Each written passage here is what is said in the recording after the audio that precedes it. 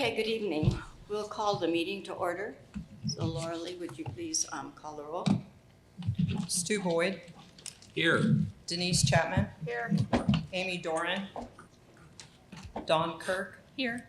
Barbara Cruz. Here? Alexandra Lessem. Here. Nancy Rumpel. Here. Thank you, Laura Lee. And Nancy, would you please lead us in the pledge?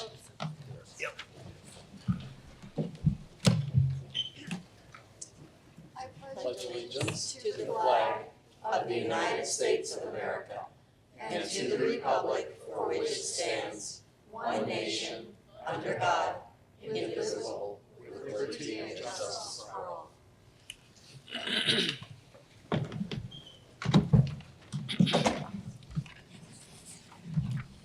All right. Stu, would you please read the mission statement? Sure. Let me find it. There it is.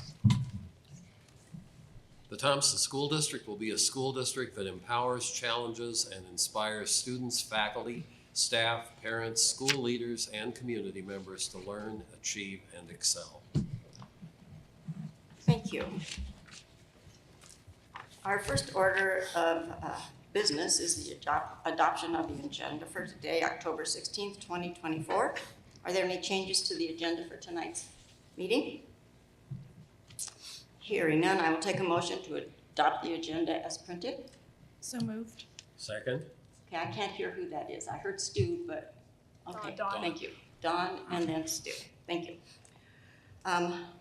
Laura Lee, will you please call the roll? Stu Boyd. Aye. Denise Chapman. Aye. Amy Doran. Dawn Kirk. Aye. Barbara Cruz. Aye. Alexandra Lessem. Aye. Nancy Rumpel. Aye. Thank you. All right, the approval of the minutes. We have two meeting minutes to approve. The first is for the September 18th, 2024 board meeting. Does anybody have any changes or corrections to the minutes? Hearing none, I will take a motion to approve the minutes for September 18th, 2024. So moved, Denise. Thank you. Second, Alexandra. So I heard Denise and then Alexandra was next. Alexandra was next, okay. It's kind of hard when we're so stretched out, and I can't see him. So, approval of the minutes for October 1. Excuse me, thank you. Laura Lee, will you please call the roll? Stu Boyd. Aye. Denise Chapman. Aye. Amy Doran. Dawn Kirk. Aye. Barbara Cruz. Aye. Alexandra Lessem. Aye. Nancy Rumpel. Aye. Thank you, motion passes. So, approval of the minutes for October 1, our study session. Does anybody have any changes or corrections to the minutes? Hearing none, I will take a motion to approve the minutes for October 1, 2024. I'll move. Thank you, Nancy. Second. And Dawn, Nancy and Dawn, thank you. Laura Lee, please call the roll. Stu Boyd. Aye. Denise Chapman. Aye. Amy Doran. Dawn Kirk. Aye. Barbara Cruz. Aye. Alexandra Lessem. Aye. Nancy Rumpel. Aye. Thank you. Motion passes. And we will begin our public participation with Dr. Schaefer. Good evening, Madam President, members of the Board of Education. It is Wednesday, October 16th, so I'm excited to bring to you just a quick update on some of the happenings in the Thompson School District. As you can see, we are in Berthoud High School. So as you know, and as a reminder to our community, we have the opportunity to hold 2 meetings a year here in the town of Berthoud. So we're here in October, and we'll be here again in March. And we always appreciate the graciousness and hospitality, not only of the Berthoud High School staff, but really we had opportunities to have dinner just now with the mayor of Berthoud as well as the town city manager, which is great. So thank you to Berthoud, and we enjoy being here. This week, Thompson School District is celebrating Classified Staff Appreciation Week. Team's hard work and commitment keeps our schools running smoothly and makes a positive impact on students and staff alike. Today I shadowed 4 of our four amazing classified staff members throughout the district. One was in food service and nutrition services, one was transportation, one was a custodian, and one was a security guard. And so spent about an hour with each of these individuals and had an opportunity to walk in their shoes and actually work in their shoes too. So it was great, and it's important that we not only recognize, but we see our classified staff members as well. They are absolutely critical to the workings of our district. We appreciate all that they do. Meanwhile, throughout the month of October, we also are celebrating Principal Appreciation Month. We are honoring our incredible principals who lead with heart, dedication, and vision. Their leadership and commitment make a lasting impact on our schools and community. We are grateful for all they do. Thank you, TSD principals, and that also includes our assistant principals and deans for your unwavering dedication to the success of each student. This week, we are celebrating the 150th anniversary of education in the Berthoud community. Each day on social media, we have been sharing highlights from the origins of Old Berthoud District Number 22 and taking a closer look at the one-room schoolhouses that once served this community.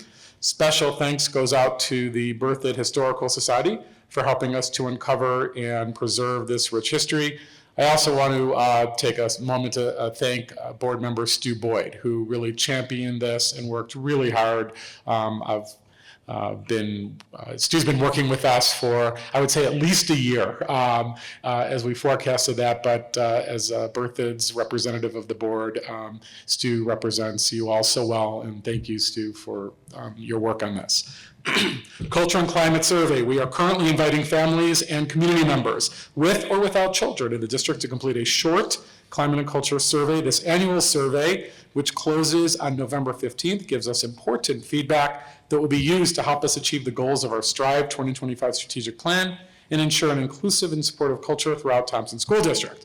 To access the survey, please visit our website at tsd.org. Loveland High School has been selected as a top 16 finalist for T-Mobile's Friday Night 5G Lights contest. And when I say top 16, this is out of 1,900 school districts in the United States, and they're on the top 16 right now. This is their chance to win a multi-million-dollar 5G football field upgrade, and they need the community's help to make it happen. Please go to the LHS Athletic and Activities Instagram page and like their 5G video. They're up against 15 other schools nationwide, and every single like on the original post will help them to capture the prize.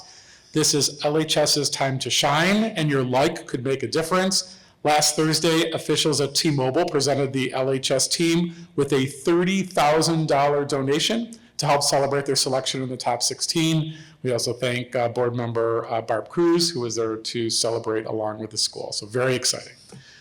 On October 4th, Colorado State University's Laurie Student Center hosted the 2024 Give Next Kickoff Day, bringing together students and staff from across Larimer County, including TSD middle and high schools. Over 700 students, along with 55 teachers, spent the day learning about the Give Next program, connecting with local nonprofits, and exploring critical issues such as housing, food insecurity, climate change, and more. It was an inspiring day of learning and community engagement. Special thank you goes out to the Bohemian Foundation for sponsoring the program and for their continued support of TSD. On October 8th, I had the privilege of joining the Mountain View High School Band, providing narration for a powerful patriotic piece. The students sounded amazing, showcasing their talent and dedication. The jazz band also delivered an incredible performance, highlighting the range and skill of our student musicians. Kudos to the students and the MVHS music department led by Director Pete Tays for their hard work and passion for music. It was an unforgettable evening filled with inspiring performances. I'll also say that that evening they were joined by the, I think it was the 101st Division of the Army of the state of Colorado. So they had members of their band join the MVHS band. It was quite the concert. It was really great. Last week, elementary and middle school students from across Thompson School District had an incredible opportunity to work with renowned artist Tony Ortega. They were nominated to participate in a pastel workshop at the BEAT, B-E-E-T, Education Center. During the workshop, students learned fundamental pastel techniques, explored color theory, organized their drawings, practiced mark making, and developed their understanding of value. Tony Ortega is a prolific artist and Denver native who is celebrated for his work in acrylics, pastels, prints, and murals. We're thrilled to have had such a talented artist inspire our young creatives. Finally, students attended the Manufacturing Student Experience. Students from Thompson Valley High School and the Thompson Career Campus recently attended the Manufacturing Student Experience at the Northern Colorado Manufacturing Partnerships Annual Trade Show. Over 200 students from Northern Colorado participated, hearing a student panel discussion, enjoying lunch, and visiting with manufacturers on the trade show floor. One TVHS student even took part in a pit crew challenge that emphasized teamwork and completing a multi-step process within a set time frame. So next, we'd like to move on to a recognition of Top of Thompson and Community Champion. As a reminder to our board and our community, each month we recognize 3 members of the Thompson School District staff, one from each of our employee groups, classified, licensed, and APT. We also have a community champion. That's a group from the community that is also recognized. So tonight we have most of the groups here, and so I will start with our classified. And so I'm going to invite Sherry Fender, who is our early childhood secretary at Stansbury, to come forward. She was nominated by Christy Holland. So if you want to come up to the podium, please, and we will have you read the nomination. There's also a plaque there, so when you're done reading it, you can award it, please.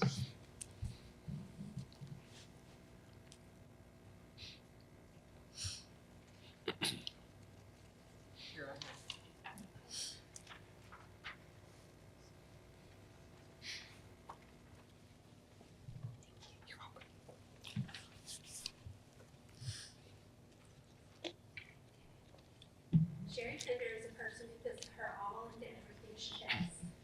She works tirelessly to support the children, families, and staff of the Early Childhood Program in Thompson School District. She is positive, efficient,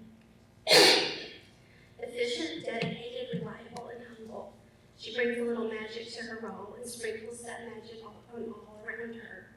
I've known Sherry both at Ponderosa Elementary and as the school secretary, and at Stansbury Early Childhood Center as the program secretary. I had the honor to watch her navigate crazy workloads, difficult situations, and consistently build strong administrative and teaching teams who thoroughly value her. Sherry is an incredible asset to Thompson School District and personifies the top of Thompson. Congratulations, Sherry.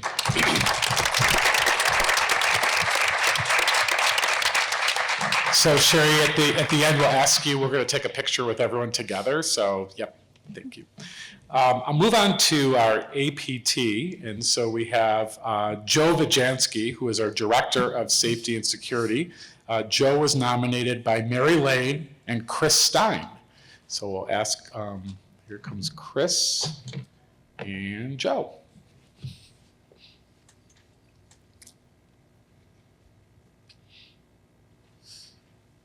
Madam President, members of the board, Dr. Schaefer, thanks for having me tonight.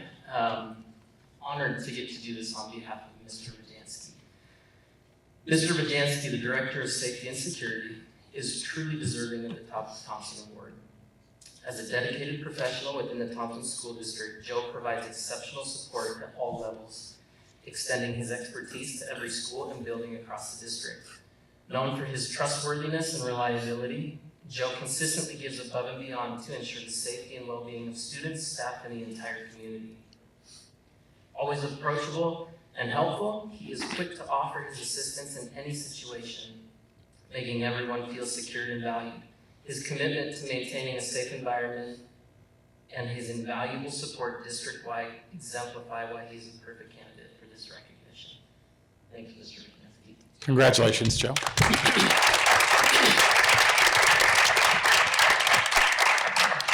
So for licensed, we have Jordan Jennings, who's a counselor at Berthoud High School, and Jordan was nominated by Kristen Earl. And not attending. Okay, so we will, I'll just recognize and maybe we can invite them to an upcoming meeting. Next, we want to move on to our Community Champion Award, and I know that the nominator and group is here. So tonight, we're going to recognize Loveland Heart and Soul. So if the representatives from Loveland Heart and Soul will come forward, and they were nominated by Dr. Maria Gabriel.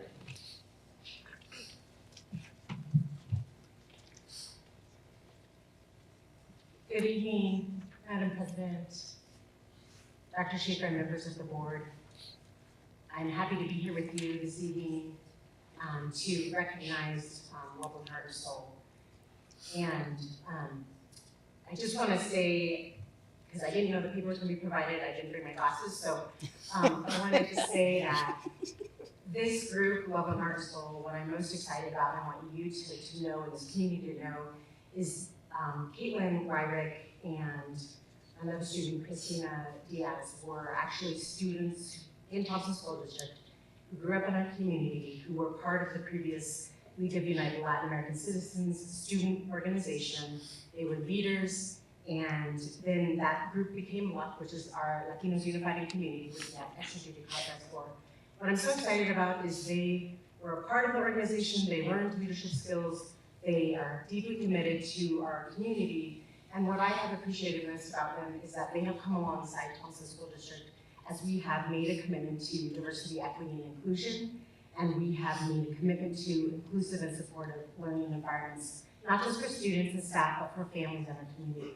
So they host around 7 large events for our community of Loveland and Berthoud, related to all types of diversity, and really create that safe space for students to and families to engage in a safe way in which they can experience diversity and experience inclusion. So I just wanted to acknowledge them as our community champion in this work around DEI specifically, but the work for us as Thompson School District and for all of our students. So thank you. Congratulations. So if we can please invite up our friends from Loveland Heart and Soul, if you want to please come forward again, as well as Sherry and Joe. If you can come forward, we're going to kind of stand here in the middle, and board members.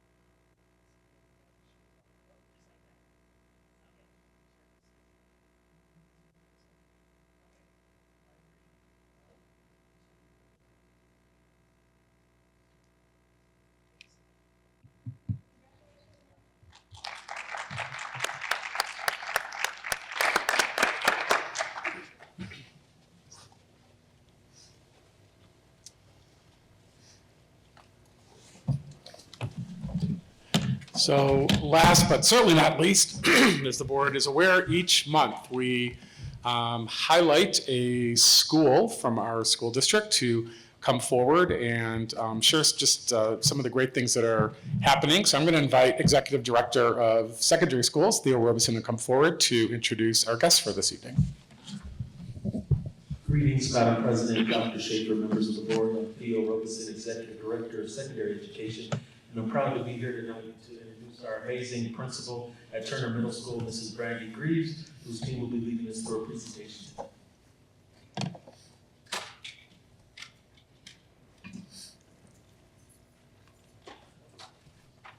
Good evening. Thank you for allowing us to present to you this evening.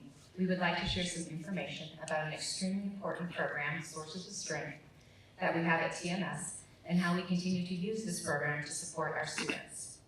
This year, we had 58 students that have been trained in Sources of Strength at the beginning of the year. In addition, we had a small group of those trained students present to our teachers during a late start professional development about our Sources Wheel. All of the students since have been into all of our pro classes to present to all of the students. At this time, I would like to have 3 incredible students.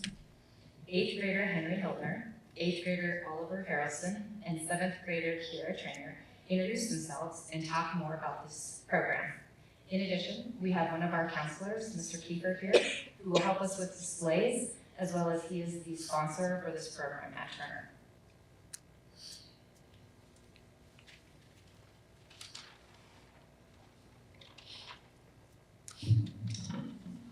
Hello, everybody. I'm Henry. And I'm here to talk to you guys about sources of strength. When it began, Sources of Strength started as a suicide prevention program. But as it grew, it became so much more than that. It became support for students in the areas of mental, emotional, and many more areas of strength. As you all know, life as a teenager or in adolescence is hard. And it takes others to try to help us through that. And that's what Sources of Strength is trying to do. Trying to get everybody through it together. I like to think about Sources of Strength as a river in the way that if someone falls into a river and they drift down farther and farther and they eventually fall off the waterfall, I like to think of that as suicide. But what Sources of Strength is trying to do is, instead of trying to catch people who are about to fall off, they try to help them They try to help them before they even fall in, or right when they fall, just so it's less detrimental. And as you all know, talking about suicide or other sensitive topics can be really hard. But getting help or coping with that shouldn't be, and that's what Sources of Strength is really looking to help. Hello, I'm Oliver Harrelson, and I'd like to talk about why we have students do this. We have students participate in Sources of Strength because we believe that kids would rather listen to other kids that are like them, as in the same social groups. We got picked for Sources of Strength because teachers nominated us knowing we could be responsible in a big movement like this. What we are trying to do is reach all corners of the school community. We do this by doing campaigns including the Wheel. Hi guys, I'm Kira. I'm going to be talking about something that Sources of Strength uses to help demonstrate coping methods for students dealing with difficult things. It's called the Wheel of Strength. There are 8 categories on it, and I'm going to talk to you a little bit about both. The first one is family support. These are the people that care for us, nurture us, and help us make the right decisions whenever we are dealing with difficult things. The next one is positive friends. They lift us up and make us laugh and help us distract ourselves from difficult times. Then there is healthy activities. These help us unwind when we are stressed, whether it's reading a book or doing our favorite sports. They're all good for us. The next one is generosity. Generosity can make us feel better about ourselves by doing acts of generosity, and it can also make us feel better about others by others doing it for us. Then there is spirituality or gratitude. This can bring different people from different cultures or people that celebrate different traditions together as well. And then there's mental health. And this one's all about getting the support that you need whenever you are struggling, whether it's from a counselor, a parent, a guardian, or an older sibling. Mental health is a very important part of living a healthy life. And finally, on the wheel, it is mentors, but for today it's going to be trusted adults. These are the people that we can talk to whenever we're struggling. We trust with our information, and for a lot of students, that's their parent or a parent figure in their life. But for some students that don't have that, Sources of Strength is trying to make them feel comfortable with talking to teachers or counselors so they can act as that parent figure. activity. What we will be doing now is an activity that us students created and participated in involving the trusted adults or mentors section of the wheel. We will hand out paper pumpkins and we want you to write who your trusted adult is and why. And if you could, we would like you to deliver this to the very person you're writing about.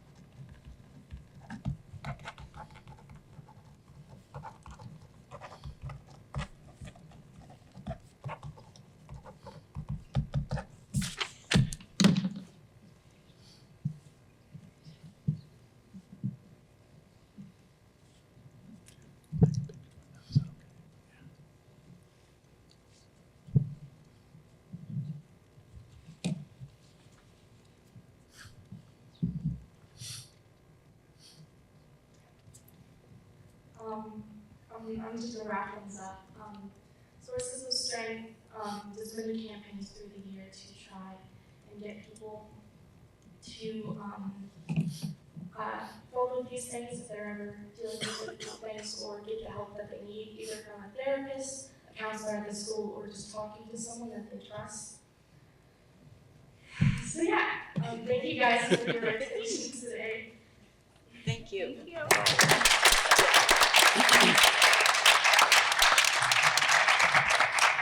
We would like to take a picture with you.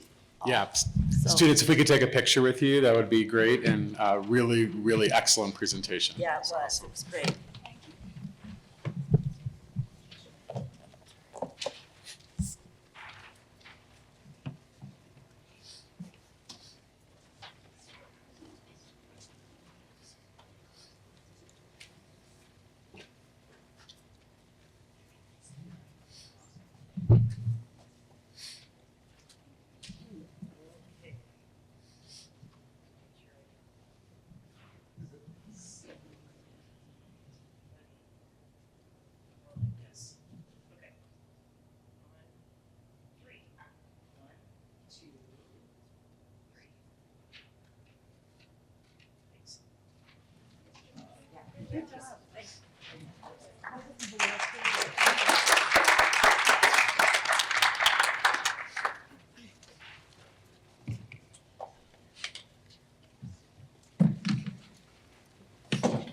Board members, I didn't ask if you had questions for them. Was there anything in specific, or are we good? We're good. Okay, thank you. All right, the next item on the agenda would be our board committee reports. And who's down there on the end? Dawn? Dawn.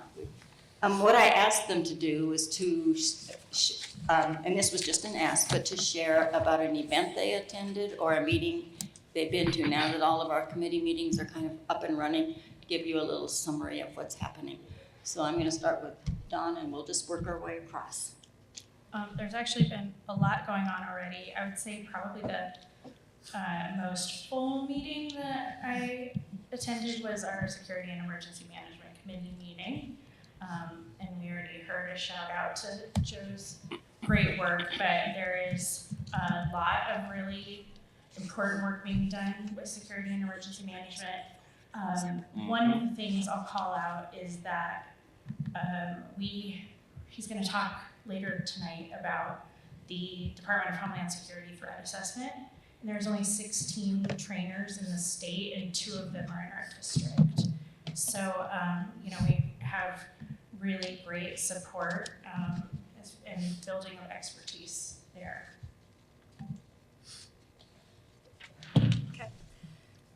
So I'm on the Joint Insurance Committee, and I've been to that, but I talked about that last meeting. So I've also been attending a lot of band events.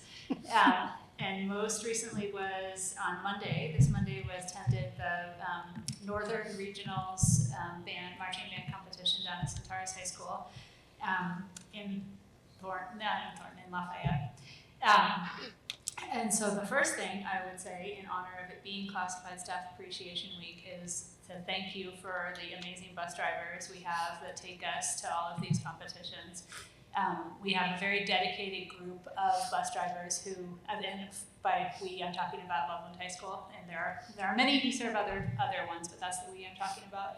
A group of bus drivers who pretty consistently have taken us to all of our competitions for many, many, many years, and they really enjoy being there, and they watch the shows, and they get to know the kids, and it's pretty cool to have that.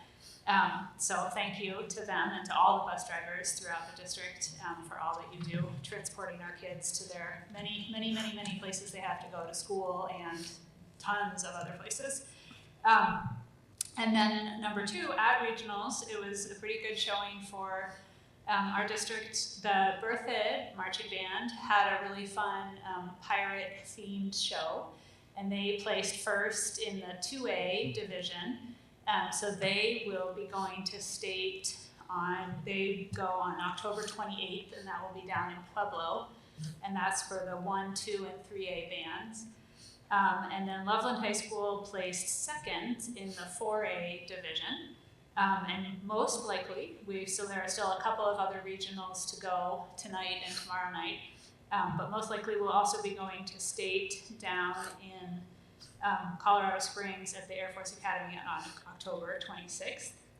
And an invitation to anybody that on next Monday night, October 21st, at Ray Patterson Field at 8:30 in the evening, Loveland High School will be having a state send-off performance that is open to anybody from the public to come and see their show and send them off with a lot of enthusiasm for going down to state.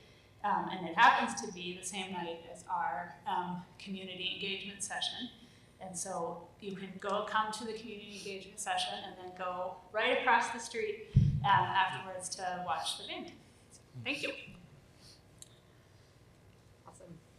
So I had the opportunity, along with several other members of the board, to meet with the future teaching force. Thompson added a career track this year around becoming a teacher and working to learn all about the profession as an educator. And our group, Dawn and Barb and Stu and I, had the just delightful conversation with them, tried to talk about how the board is structured and who owns what. They have great questions about how all of these different entities within a district come together to make sure that education happens, and how the state and funding. So the future is bright. This was a really engaged group of students, and hopefully this is a program that Thompson can nurture and grow over time, because as we all know, we need more teachers, and it's been a hard sell for a while, but let's grow some of our own and hopefully reap the rewards of this very exciting program. And they'll be doing student teaching here for the second half, and they'll be in actual classrooms. So getting a practical experience is part of this program. Okay, I'm also going to tell you briefly about an extracurricular activity that I attended. You're all aware that there are a number of sports programs, music programs, speech and debate, theater, etc. Well, this year, a group of our students is able to participate for the first time in an activity that has been sanctioned by the Colorado High School Activities Association. And that activity is girls flag football. So I had the opportunity a couple of weeks ago to attend one of their games. What I think is unique about this particular activity, generally when we think of the sports teams, we think of somebody representing Berthoud High and somebody representing Thompson Valley and so on. This is a school district team. It's actually housed at Mountain View. But there are students from 7 different high schools who are actually part of the team. And I believe they are all Loveland and Berthoud area high schools with the exception of one. There are some students who are coming from Longmont High School.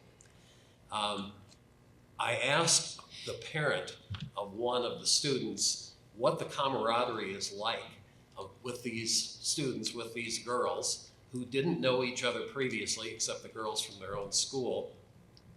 If they seemed to interact, if they hung out together, if they had a good time, etc.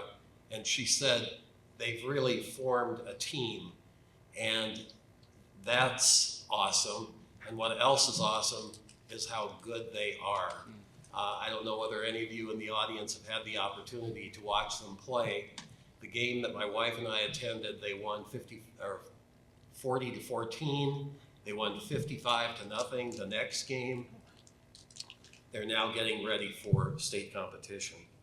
And before I relinquish my speaking time to Nancy, I do want to just say one thing. I do have a small grievance that I'd like to air, and that is that when Dr. Schaefer goes to conferences, his conferences for superintendents are in places like Vail and Breckenridge and so on. Tomorrow, I'm representing our board at the fall conference of the Colorado Association of School Boards. Remember I told you where he was going?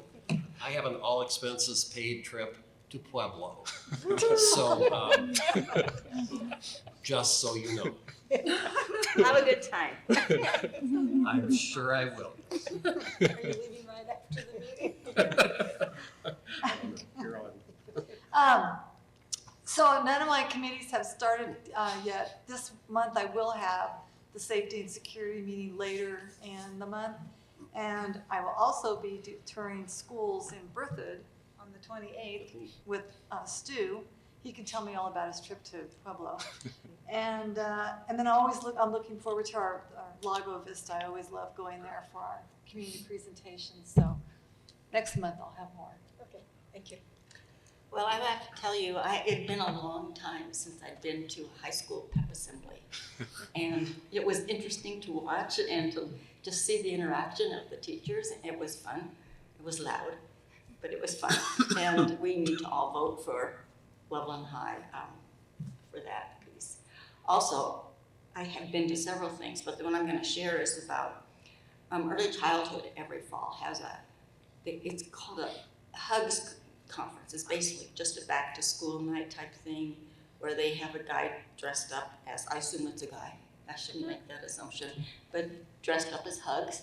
And I went over to that, maybe it was Thursday, and it was huge. The number of parents that had their preschoolers there engaged. Every room had another activity for the kids to do. They got cookies and milk.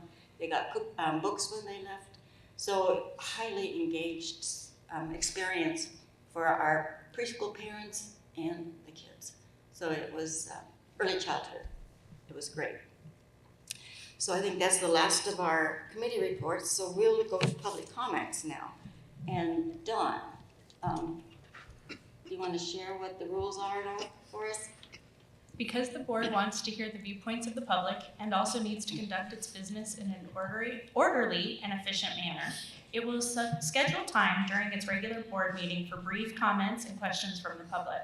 The board will set a time for public participation prior to the business portion of the meeting. The time for each speaker will be limited to 3 minutes, and each individual will only be recognized once. If there is a large number of speakers, the board may elect to take comments for 1 hour before the business meeting and conclude public comment after the business meeting. Public comments and questions at a regular board meeting may deal with any topics related to the board's conduct of schools. Speakers may offer such criticism of school operations and programs as concern them, but are encouraged to exercise their speech rights responsibly. Personnel matters will be discussed in executive session. So I forgot to set my timer up. I forget that I have to do that. So give me 1 second. And I will invite up Nate Donovan while I get the timer up.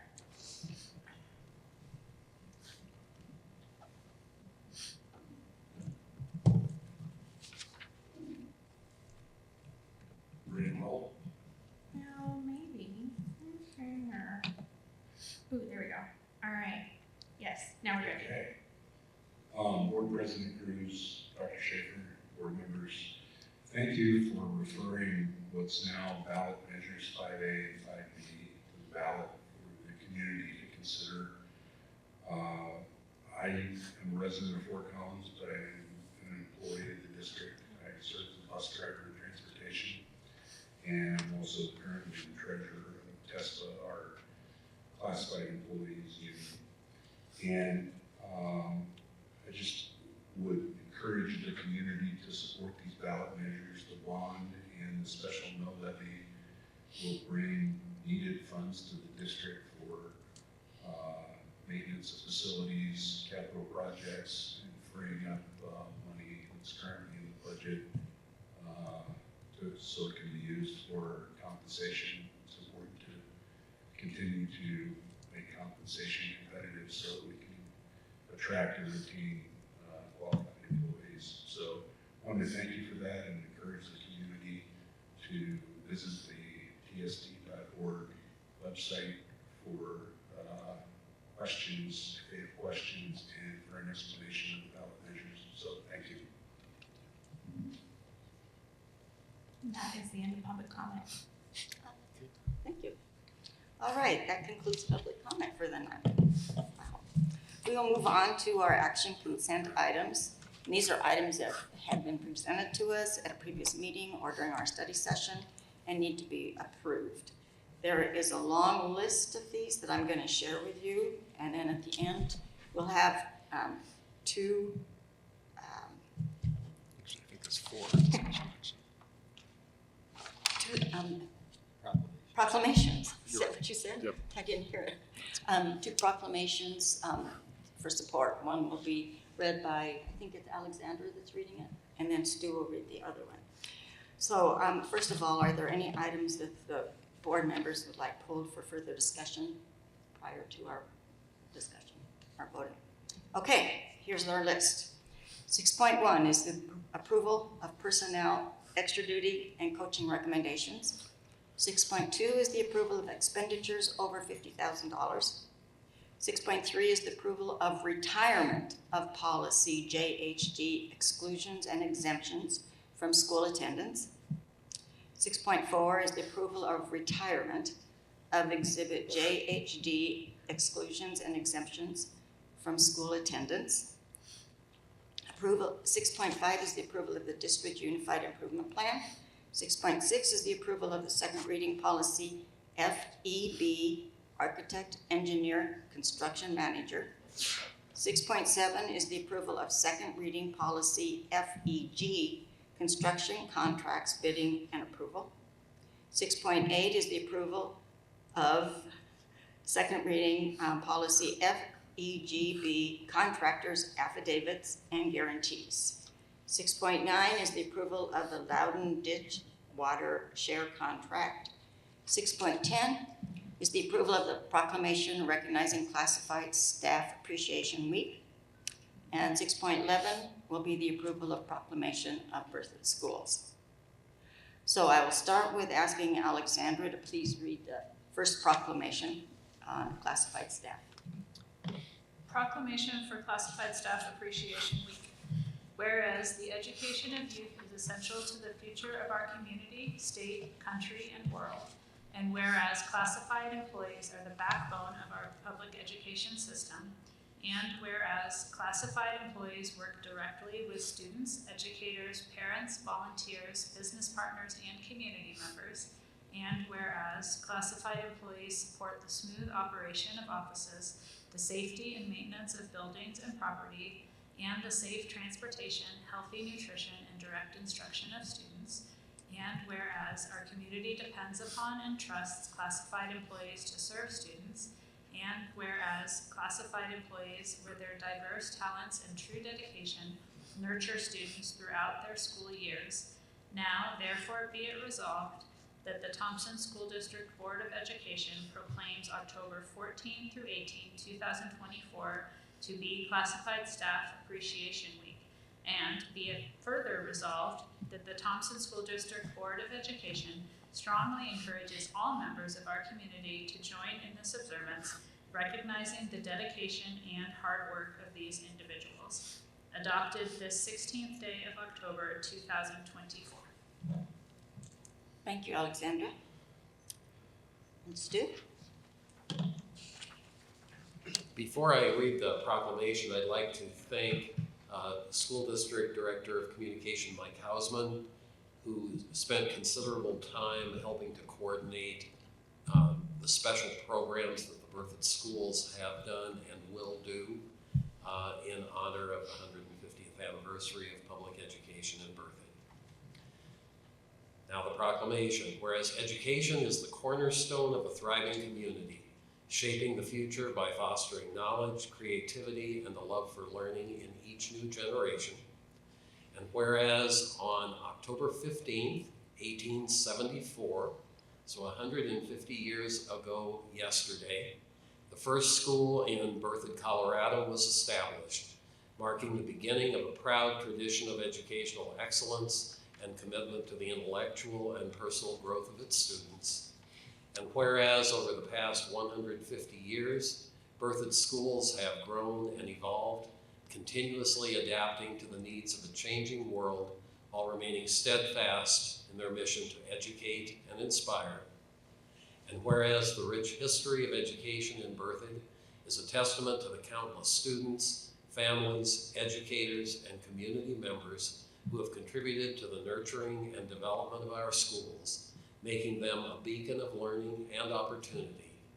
And whereas this sesquicentennial anniversary is an opportunity to honor the legacy of those who laid the foundation of education in Berthoud, to celebrate the achievements of our schools, and to look forward with hope and optimism to the future of education in our community.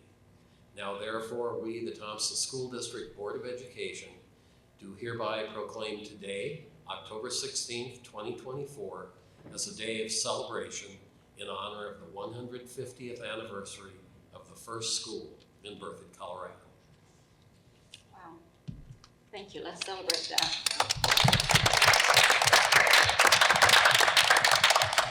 And celebration for our classified staff. Let's do that.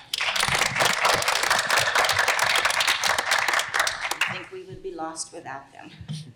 I would take a motion now for the adoption of all of the items that I read for our approval. So moved. Second. So, Stu and Dawn, thank you.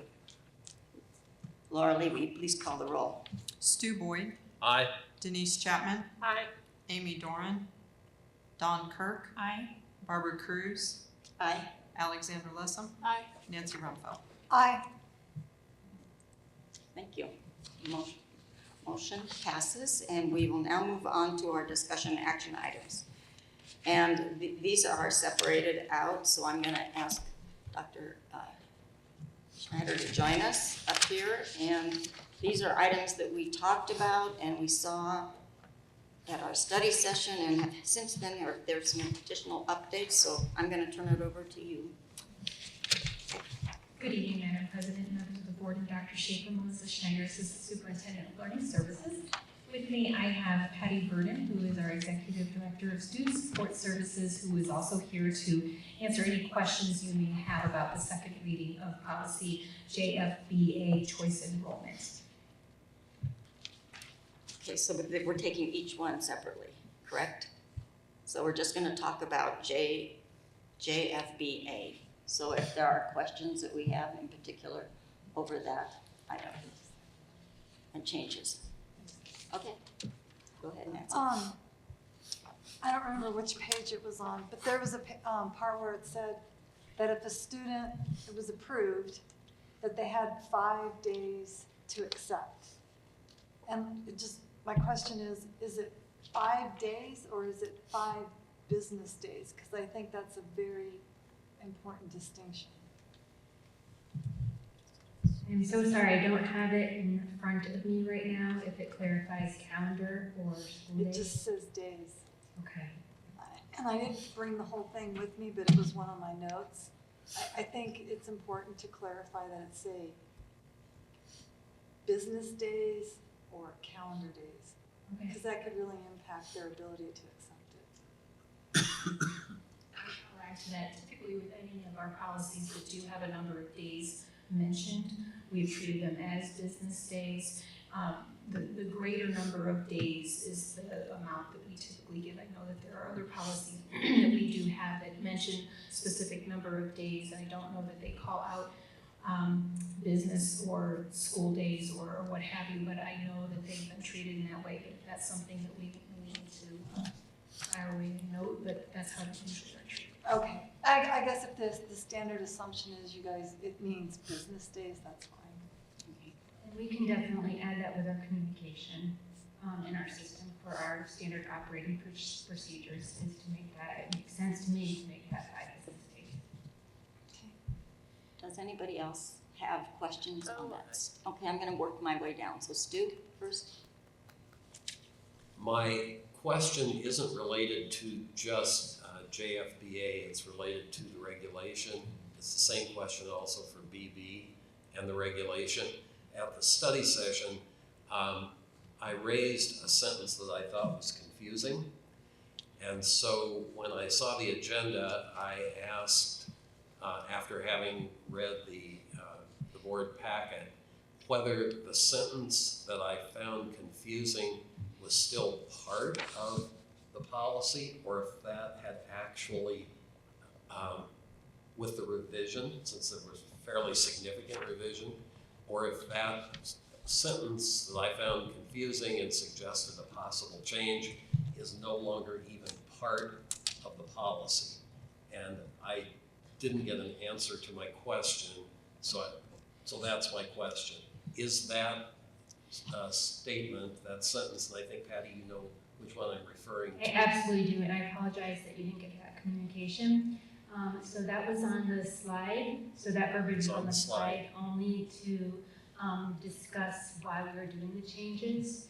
And so it doesn't really occur like that in the policy. Oops.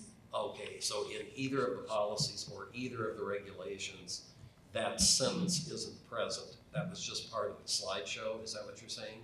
We created the slideshow with that verbiage to explain the difference in the policies, and it was confusing verbiage. So your suggestion would have made it much better, but I don't believe that that is in the policy anywhere, because we discussed that as a slideshow.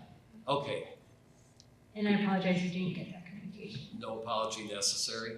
I'm just glad that the confusing sentence isn't going to be adopted into policy. I agree. Thank you. All right, thank you. Denise? Alexandra? Can you explain where you changed in, where it talks about transportation by consent? Or what, I don't understand what that means. Yes, so in my discussions with Kathleen Ernest, with Melissa Barber, she suggested to add that word consent as the verbiage, because typically people don't provide transportation for school of choice, but in our school district, we have a place where people can ask to go. And so I guess it's a legal term by consent, if we consent that we are able to provide transportation. So it is lawyer verbiage to add consent for transportation. Okay. And we took that suggestion and added it to the policy throughout. All right. Dawn? Okay, so no further questions on any of these? Are you okay with that, Nancy? Okay, so we have to vote on each one of these individually. So I will take a motion for approval of, I've got to read it exactly, of a second reading policy JFBA Choice Enrollment Program. I will take a motion for approval of that. So moved. Second. So that was Dawn and, or was it you, Nancy? I said I move, and then I don't know who said second. I think Stu. Stu, okay. All right, so we have a first and a second on it, so Laura Lee, would you please call the roll? Stu Boyd, Aye. Denise Chapman, Aye. Amy Doran, Don Kirk, Aye. Barbara Cruz, Aye. Alexander Lessem, Nancy Rumpel. Aye. Okay, we're gonna move on to the approval of the second reading policy JFBB, open enrollment program. Is there anything you guys need to say on that one? Questions? All right, I will take a motion to approve the second reading policy of JFBB, open enrollment program. So moved. Thank you. Is that Alexandra and? Dawn, okay, thank you. Laura Lee, would you please call the roll? Are you doing JFBB or JFBA-R? Here, I've got it right here. JFBB. Okay. So you, So these are, these are different order again. one is a policy, one's a regulation. Okay, so this was policy, JFBB. Okay. Okay, Could you repeat the motion? all right, just a second, give me a second. Because these got changed again. We did JFBA, so this would be, So okay, we're gonna do the policy for JFBB, open enrollment first. So it's approval of second reading policy, it's 7.3 on your list. We're gonna jump a minute, okay, Laura Lee? Okay. So those two are together.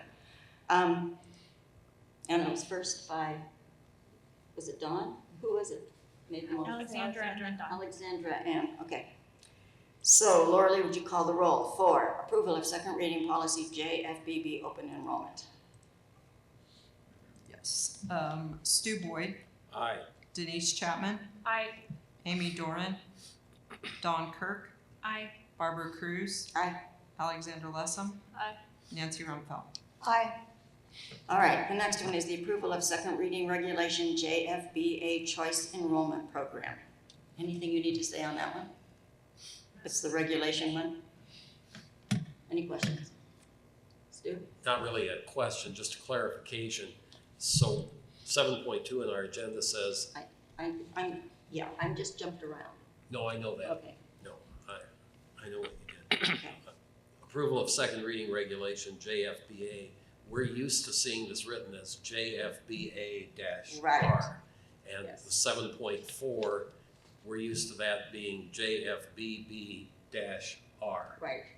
And so this is just presented with different terminology than we're used to.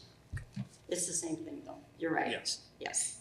So Okay. the policy has JFBA-R and JFBB-R at the top.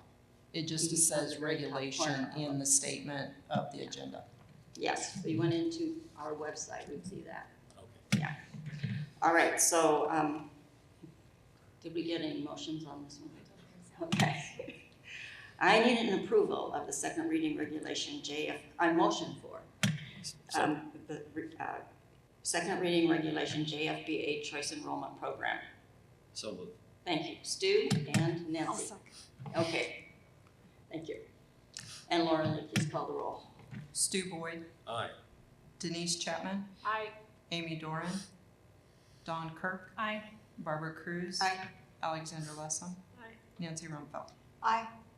All right, the last one is, I need a motion for approval of the second reading regulation JFBB open enrollment program. So moved. And that was Dawn? Okay, and I need a second. I'll second. Thank you, Nancy. All right, Laura Lee, please call the roll. Stu Boyd, Aye. Denise Chapman, Aye. Amy Doran, Don Kirk, Aye. Barbara Cruz, Aye. Alexander Lessem, Aye. Nancy Rumpel. Aye. All right, thank you, everybody. Thank you. All right. We'll be moving into our discussion items now. And 8.1 is professional development update. There they are. Bill and Keely, okay. You got it. That's good. you want to introduce her? Madam President of the School Board, Dr. Schaefer, Bill Sabers, Assistant Superintendent of Human Resources. At this time, I'm here to introduce Keely Guerin, our PD Director. Thank you. Thank you, Bill. Hi, Keely. Hi, good evening, Madam President and members of the school board, Dr. Schaefer. Thank you for having us tonight. I also wanted to give a special thank you to Laura Lee. I'm always impressed by you at every board meeting and your ability to participate slides and keep us going. And tonight there's extra need of that. So you're impressive. So thank you for all of your help. Tonight's update is rooted in focus area human talent, specifically 3.1 and 3.2. The update will focus on summarizing the professional development covered so far this year and highlight some of the growth made over the past 2 years. Specifically, we will be sharing the district PD days, topics, and dates, review and compare and contrast course completion data. Then we'll share some updates and some additional work coming out of the PD department this year, and close with some PD feedback and testimonials. On slide 4 is a table presenting an overview of the 5 district PD days for the current year. Overall, this work is a continuation from last year with the primary focus on in elementary of high-quality math instruction provided by the All Learners Network, or ALN. This PD is complementary to the implementation of a new math curriculum that began last year. Secondary schools are continuing working in their professional learning communities with trainers coming from Solution Tree. Each day there is differentiated opportunities, differentiated PD for our special service providers, exceptional student services including special education teachers, gifted and talented teachers, English language development teachers, and our early childhood teachers. On to slide 5, just a quick overview, high-level comparison data of our professional development courses. This is data coming out of our Learning Pro platform. The celebration we really wanted to highlight here, and this will go in our dashboard update for our progress towards Strive 2025, is the increase of 212 courses resulting in an additional 17,000 plus hours since the 22-23 school year. So that's really exciting.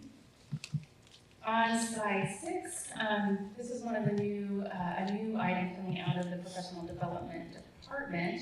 Senate Bill 2270 came out obviously in 2022. We started the implementation of those updates and requirements last year.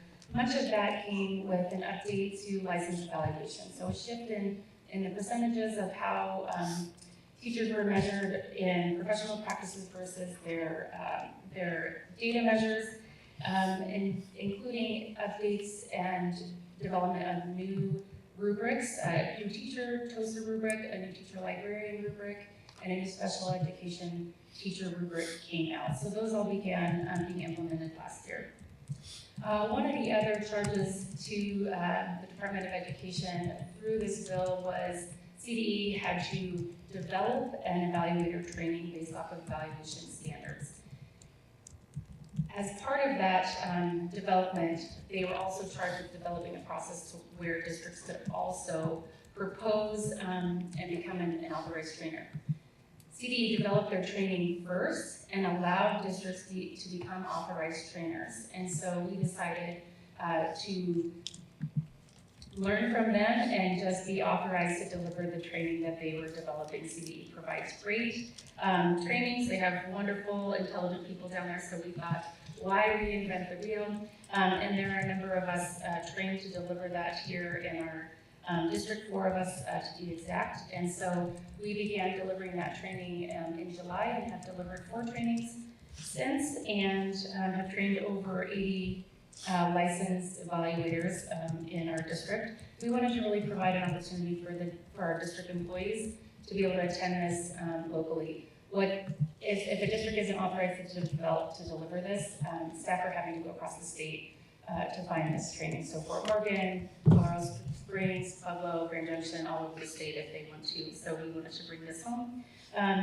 Those that have been trained include our leaders at charter schools as well, so they are accessing that, and that has been a lovely opportunity to connect and hear some of their needs with PD as well.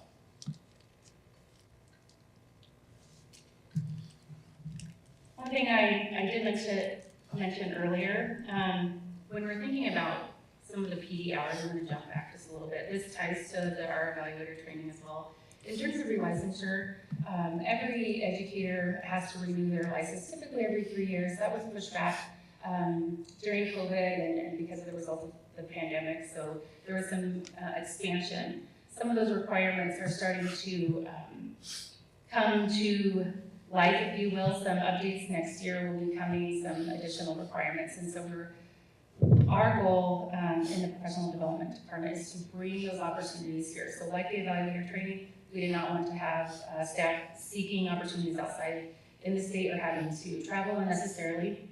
And so if our staff attend all district PD days along with their late start Wednesdays, they will earn approximately 60 hours of PD relicensure hours. And so typically they're required to earn 90 hours for relicensure, so in about a year and a half, they can earn the relicensure hours here in about a year and a half. So that's exciting to think about our staff not having to travel or pay additional money to earn those hours. So that's another exciting piece. So now on to slide 7. This year, or in the spring, we are up for renewal of our induction program. So about every 5 years, the state requires us to become reauthorized. Like many districts in the state, we are also authorized to provide induction. Induction is required for an educator to move from their initial license to a professional license. They have to complete this program. Some programs are 1 year or 2 years. Ours is 1. What's exciting about this, CDEs has created new standards, and so our authorization will have to meet those new standards. But what's exciting is that we are already meeting or exceeding those standards. What I would say is the state is kind of caught up to what best practices are. But those new standards include a requirement of ensuring that there is differentiation in induction for a new teacher, a new special service provider, and a new principal or administrator. So when you think about those special service providers, there's 9 in that category, and we are already offering tailored induction programs for each of them, as well as the added new rubrics as I mentioned earlier. So that's really exciting. We combine our principal induction with our overall general APT induction, so that will be part of that renewal as well. Slide 8, we are excited to let you know that we are continuing our Aspiring Leadership Program. This will be our 2nd year operating a classified cohort. This will be the 3rd year that we're opening that to licensed staff, and our 4th year of that being offered to APT staff. The topics that covered so far between the classified and the APT and licensed groups are Leadership 101, decision making, professional development, difficult conversations, leadership styles, growth mindset, managing complex change, and the interview process. For these next series, we are exploring a couple different additional topics and hope to have those dates finalized here this month. For the last part of my update, so starting on slide 9, we have some feedback and testimonials to share with you for the current year. So some feedback from our evaluator training, as I was just referring to, has been staff have walked away feeling supported. They found the training to be highly valuable, inspiring, intentional, and just left with a better understanding of the evaluation process and more confident in reducing bias in that process. So that was really exciting to hear. For new teacher orientation, so slide 11, it's exciting. People are continuously happy with that experience. That continues to be a successful 3-day process. Staff feel welcomed and celebrated on the red carpet.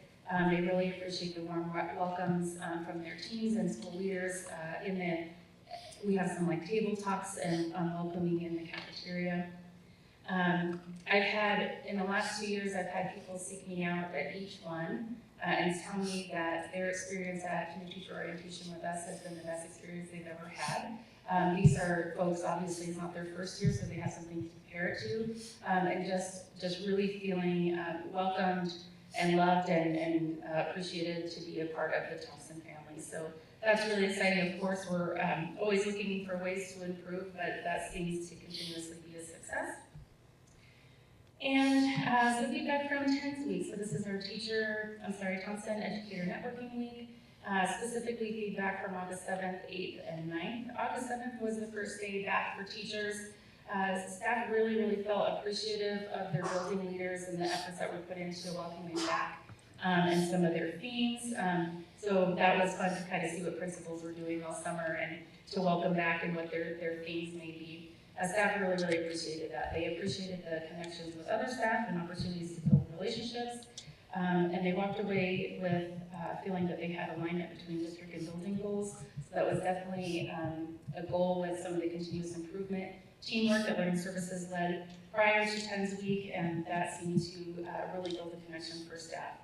And staff also really felt like they had a direction for the school year. August 8th is kind of a hybrid. The morning is district-led with a keynote, in the afternoon it's building led by district directed, if you will. So there's some statutes that go through that. Building leaders had opportunities to share the work they were doing in continuous improvement teams, as well as go through their annual orientation for educator effectiveness and evaluation. On the 8th, there was appreciation for a focus on system alignment. People really appreciated the structure of that day and a clear message around evaluation. The focus on trauma-informed practices was also highlighted as a success and highly valued. Others shared that the working to come together and focus on shared goals to improve culture and climate at their buildings was also important. And really being able to focus on what's that smallest thing that you can do to have the greatest impact, so not feeling overwhelmed by all of the things that we have going on. And then August 9th, that's our second district PD day. That's the work that we did with math instruction and professional learning communities. A ton of appreciation for All Learners Network and their ability to build off the previous year's work and take the learning deeper. Appreciation for the organization of that day as well. And then PLCs, somebody wrote that they really had a takeaway of that PLCs are just more than something that we do. It's really kind of how we operate. It's who we are as a staff, really focusing on what we want students to know and be able to do, and using data to assess that. Both the All Learners Network and the Solution Tree Associates, the feedback from both sides from our staff is that they really appreciate and enjoy them. We continue to have great feedback, and they're great partners to work with. Before I open it up for questions, I did just want to thank members of my team. We are small and mighty, but they're just wonderful, and even just pulling the data for tonight can be a challenge, and I want to thank them. So Sandy Cheney is our part-time technician, and then Toby Keene and Dr. Kitty LaFawn are our PD coordinators. So small but mighty, but wouldn't be able to do this without them, so I just want to make sure I highlighted them. Also, we'd like to highlight Keely and her work that she does for professional development. So the highlight is the evaluation training. She went through CD's training to be a certified trainer for our district.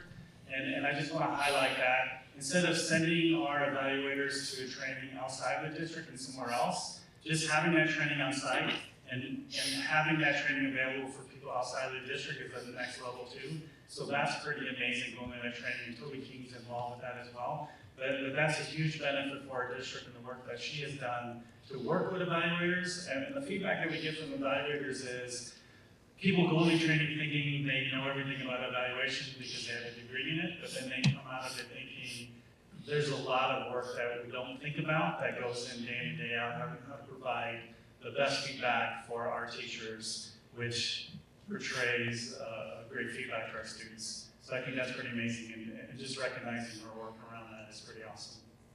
Keely. Thank you very much, Keely. Dr. Schaefer. So 2 quick things I would note. First, even superintendents have to get their licensure recertified, and even superintendents get to attend training. And so Keely was the leader of my 8-hour training. I appreciated she let us go early, so it was only 7 hours and 53 minutes. And so, but it was very thorough, very, very thorough. So great job. Keely also spoke about our Aspiring Leadership Program for classified as well as our license in APT. And you can see that there are currently like 6 modules in there. Once we have the dates selected for that, I'd love to invite board members, if you are interested in attending any of the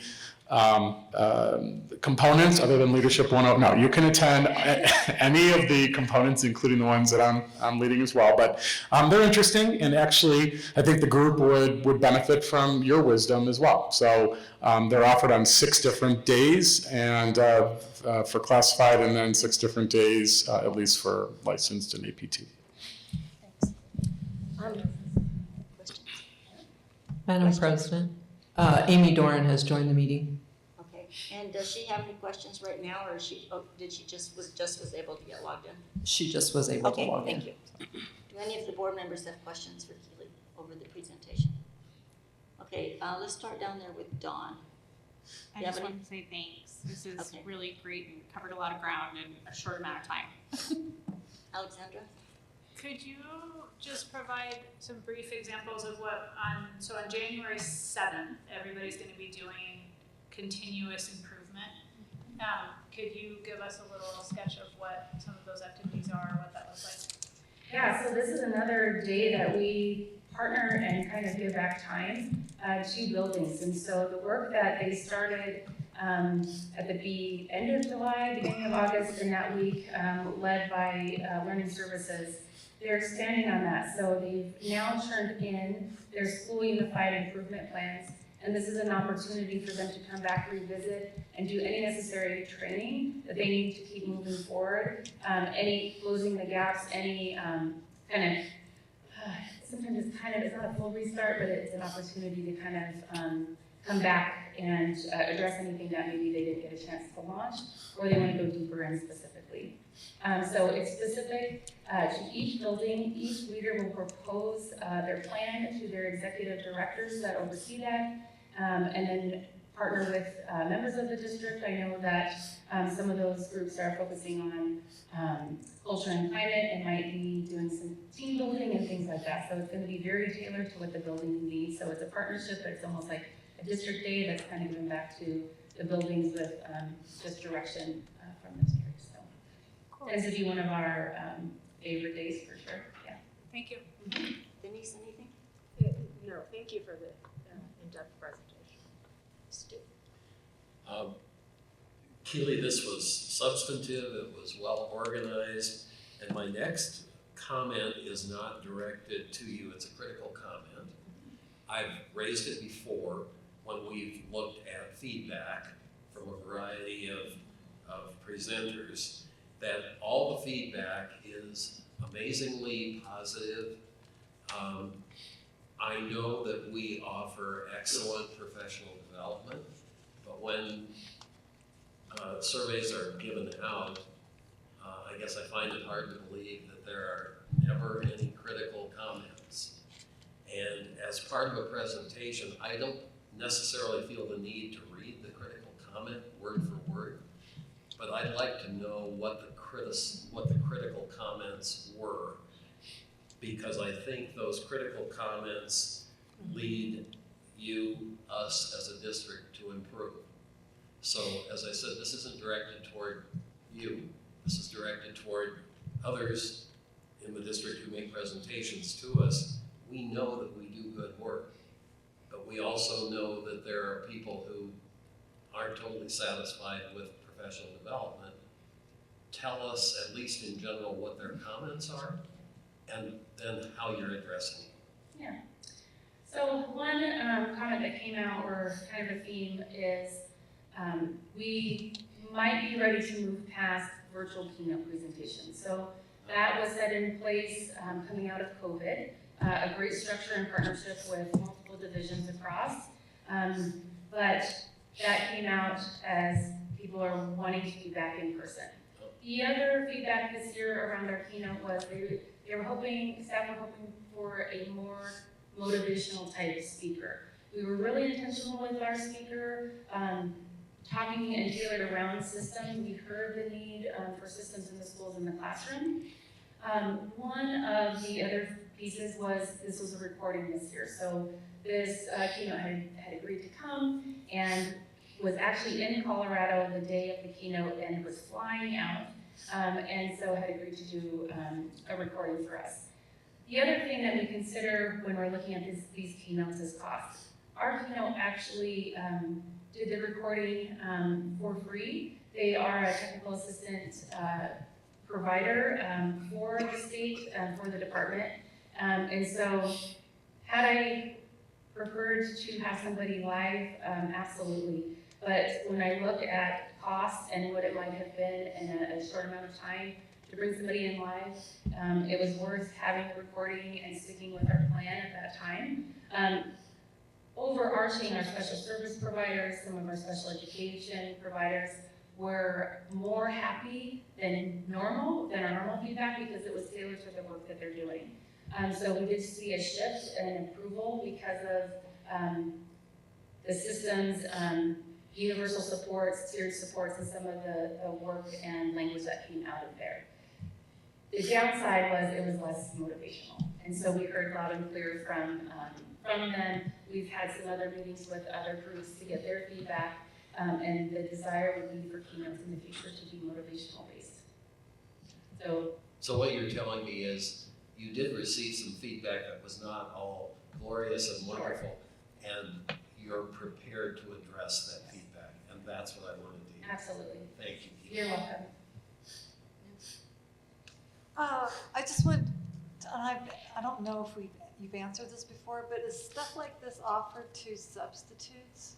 Yes, it is. One of the challenges that we have for subs is that it's a non-paid day for them. And so it is open to any employee to come, our contracted employees, our interns, our subs, but it would be a challenge. So sometimes we see subs coming for an hour of training on that classified PD day. We run that like a conference, multiple sessions happening at every hour, so people can opt in to whatever suits them best. And so we see subs coming in for that, but they're absolutely invited and included in that.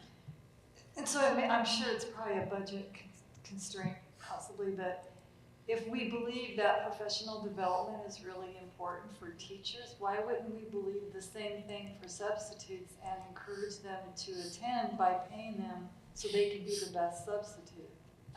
We do. What we do is we offer a day training prior to working. So there's virtual training that we do as well through our study system. So it's just exploring, okay, so what's that dollar amount, and what's an additional day, and we possibly get our substitute teachers involved as well. So those things are what we're exploring now. Okay. I think we should try to figure out how to make that a better priority, because the substitutes are also in the classroom, just like the teachers. And then I echo what Stu was saying, not just on this, but I think it's always important to know, yes, what's really working great, the celebrations, but we also need to know what isn't working in writing, in a board meeting, so we can address it and ask questions. So I just echo what he says. You don't need to comment on it or anything, but thank you. The training, CDE training that you get, evaluator training, does that mean now some of our staff would go out and train other districts? So we kind of, as the 4 trainers that you're talking about? Yeah. We wouldn't leave our district, but what we would do is we open it to others. So we talked about that. We are on a Northern Colorado PD group, and I talked about opening that up for others. Our priority, of course, was internal staff first, but we're definitely talking about how that might benefit Estes or even Windsor or Johnstown that have a smaller community and might not have as much access. Second question, is the cohort group or the aspiring teachers open to outside district people, like from other districts, can they come take it? Because we used to have cohort groups that were not just all Thompson at one point in time. So I just wondered, is it open Right for now, we others or haven't not? opened that, but it's. Yeah, we have, Okay. there's always a way to bring money to the district, and that's an option as well.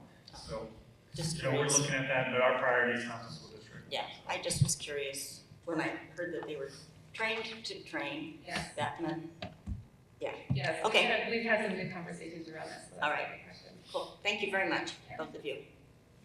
All right, yes. Exceptional Student Services update.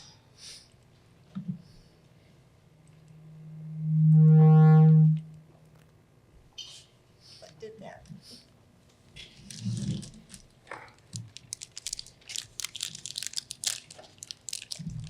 Madam President, members of the board, and Dr. Schaefer.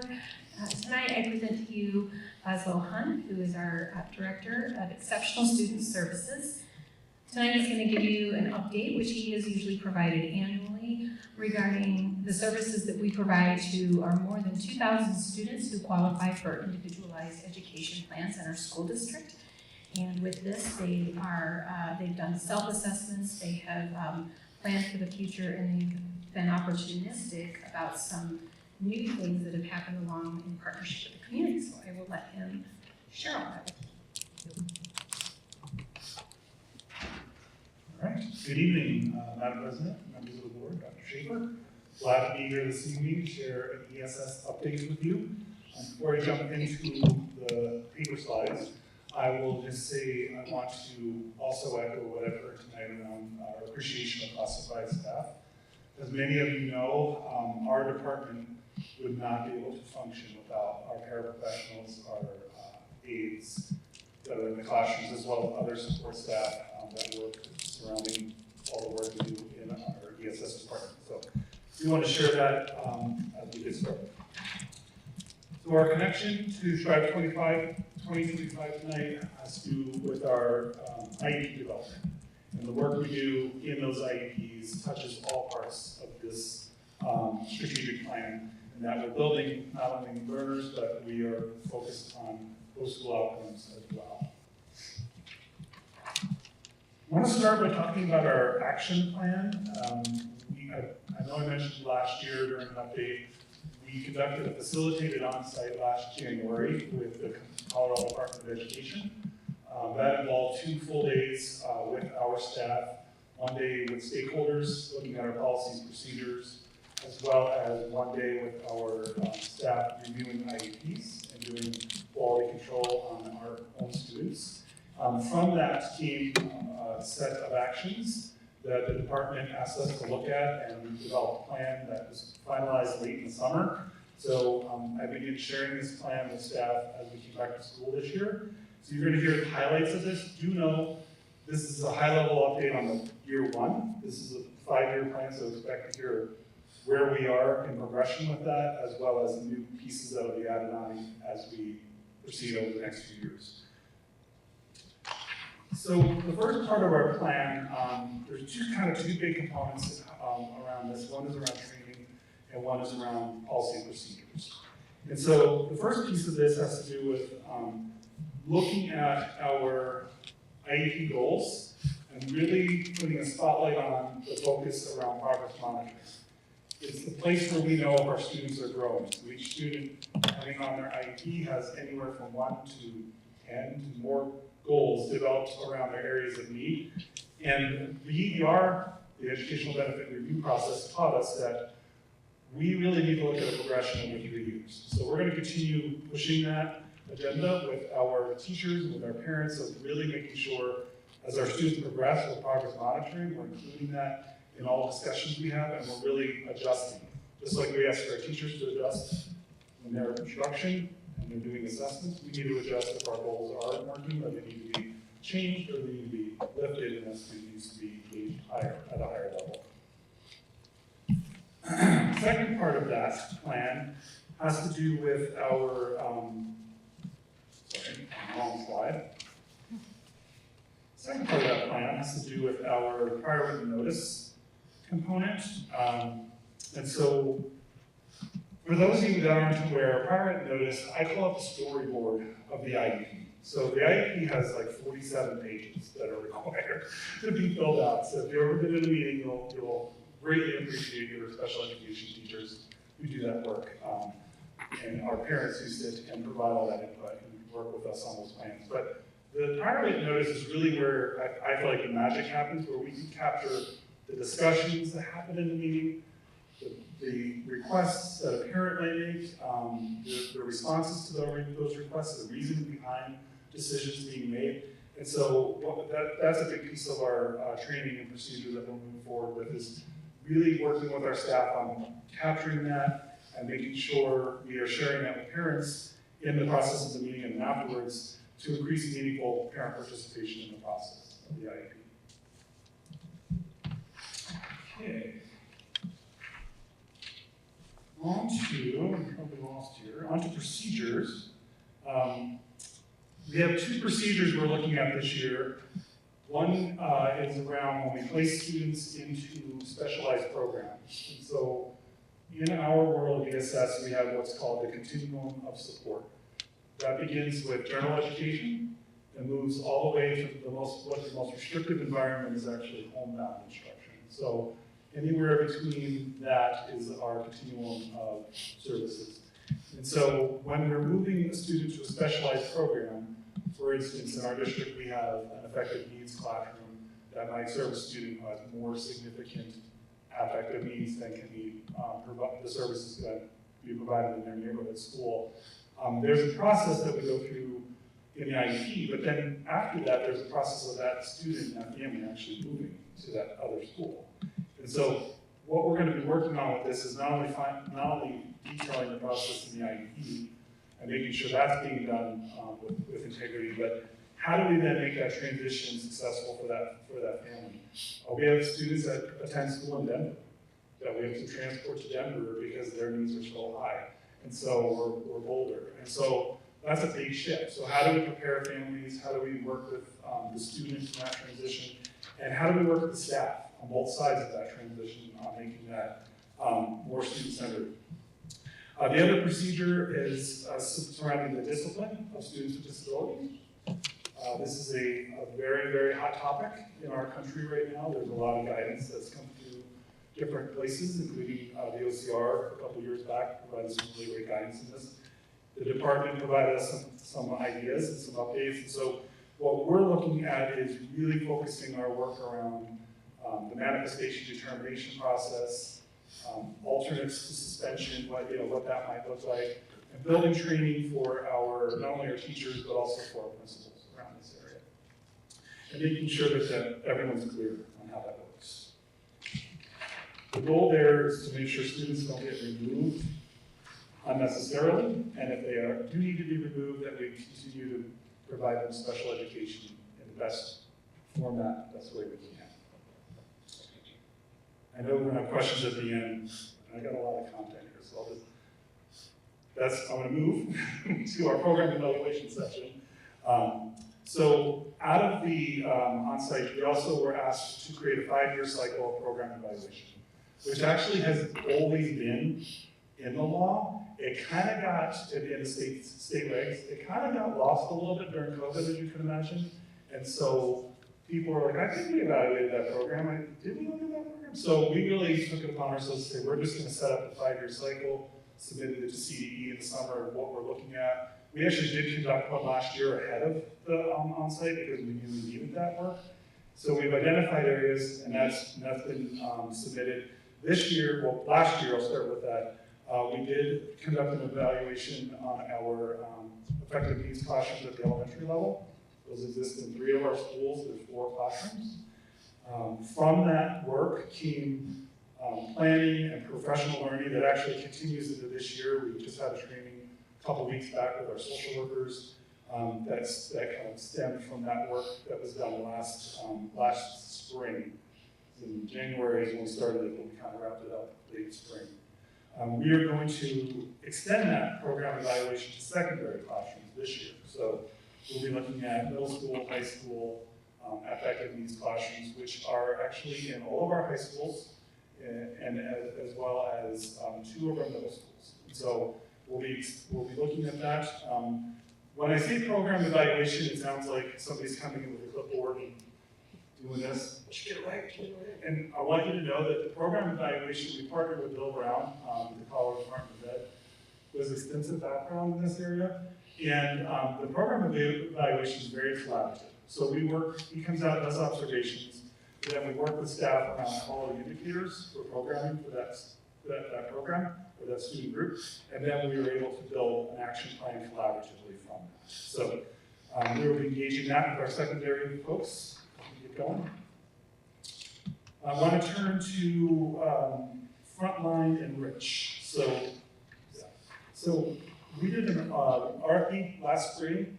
Our current IEP software is housed within IC, Infinite Campus, and the feedback we got from staff over and over again was it was just very challenging and very, very difficult to navigate, and also kind of cumbersome in some places. So we did an RFP last spring. We were able to secure, after that project or that process, Frontline Enrich. This is a software system that's used across the state of Colorado. Over 80% of the districts use this for their IEPs.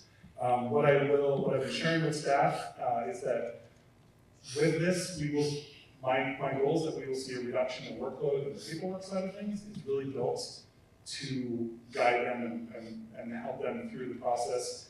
You could build training into the system, which allows them to basically gain their own professional area as they're going on different sections. So there's a lot of pieces for that. Rollout is going to be, we're going to begin training, but we're rolling that out next school year.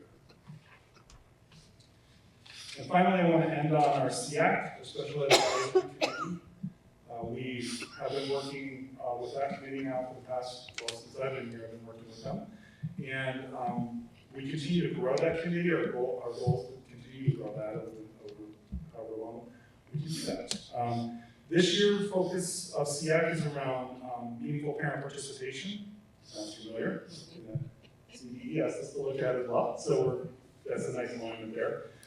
As well as inclusive practices at our schools, and continuing to build that membership in our SEAC group. So I'm just going to do a little plug for SEAC. We would love to have folks join us. It's open to anyone. It's a virtual meeting.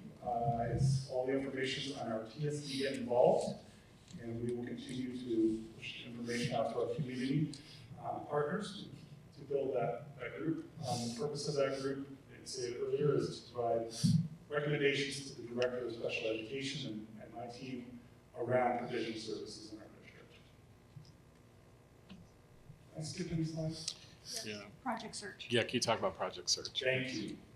I love the best for last. So Project Search is a program that we initiated this year. We have 6, I was just there today actually, we have 6 interns this year who have been in that program. Basically, Project Search is, the idea there is the students are there for 1 year, I keep calling students, I'll correct myself, they're interns. The interns are there for 1 year, they're housed over at Banner Health and Key. They are in Banner Health and Key every day, that's where they go. They learn transportation to be able to get there, because our goal is that at the end of this year, those 6 individuals will be employed at Banner Health and Key. And I think about this as a compounding interest kind of scenario. 6 doesn't sound like a lot, but we were hoping to increase that to 10 even. So if you start looking at 10 individuals with disabilities meaningfully employed in our community, and by the way, helping healthcare, because they're having a challenge hiring and keeping people as well. That's 60 people, that's 100 people over the next 5 or 10 years. So it's a great thing. They just finished their first rotation. So they're moving into 3 internships per year. So they're just wrapping up their first internship here at the end of October, and they'll kind of begin a second one shortly after that, and then a third in the spring. Yeah, I just want to just put another kudos to Laszlo on this Project Search. This is a project that he, working alongside with Patty Verdon, worked really hard to bring to our district. I know he this is a huge point of pride, not only for the ESS department, but quite honestly for the Thompson School District. It's really quite, it's exceptional, and so thank you for leading that. All right. Questions? So we're out of order now. I will go to questions. Let's start with, Alexandra, do you have any? And we'll end up with Dawn. So Alexandra, any questions? No, I don't think I have any questions. I like the structure and the plans you have in place, and I would like to have an update later in the year to see how things are going. Well, just one piece of that I didn't add in. There is a progress monitoring for us as part of that. So I'm meeting with the CDE here in a couple of weeks, actually. We're going to do quarterly check-ins on how we're progressing with that plan. So I'll be able to share those updates as well in the future. Cool, thank you. Denise, anything? No, just Project Surge sounds fascinating, and I hope that there's some nurturing and incubation of other job sites in the community that you can help bring online the very needed service you're providing both to Banner and our students, interns. Stu? Ditto to what my two colleagues just said.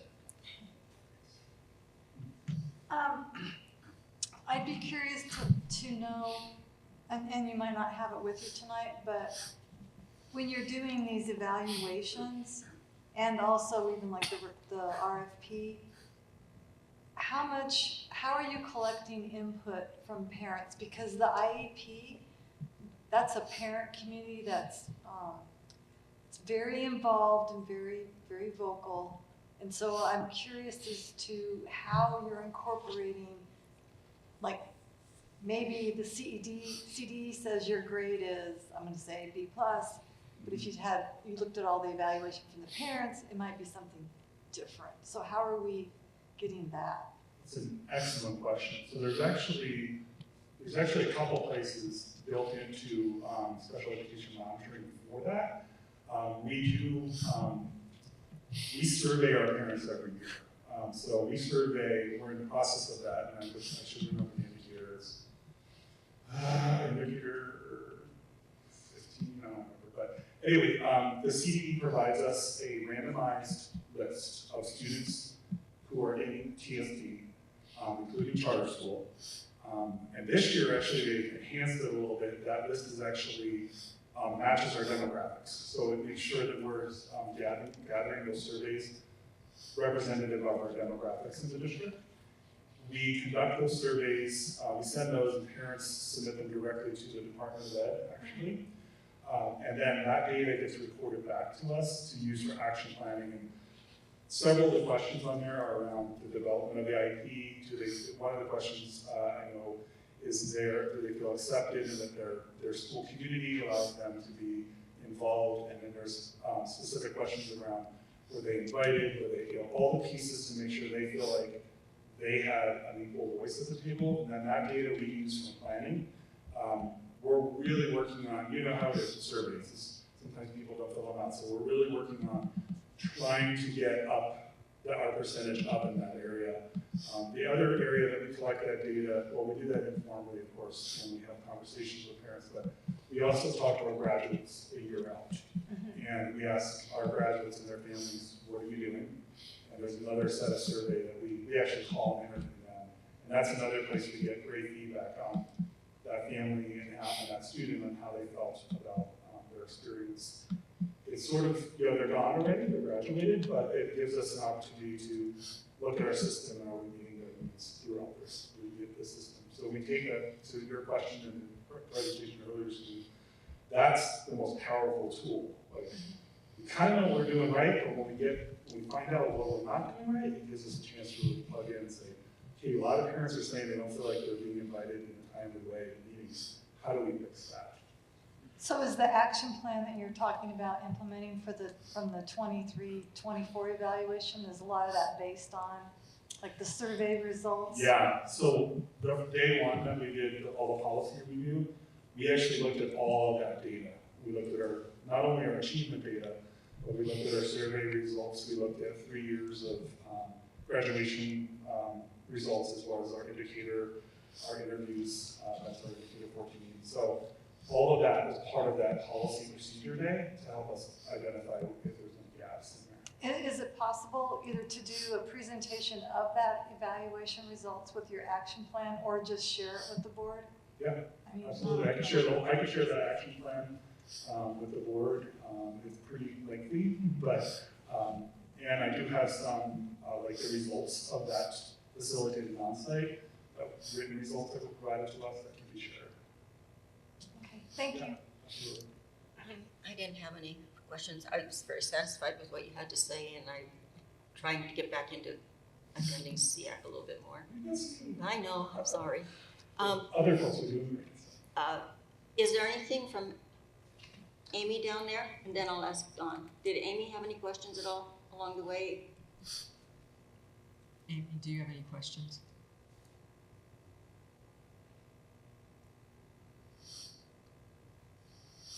She said she remembered that she had such a hard time hearing. Yeah, I'm gonna make sure she's here. Okay, we'll move on to Dawn, and then if there's something, you can let us know. Dawn? Well, I just wanted to point out that we have a bunch of really great topics coming up for SEAC.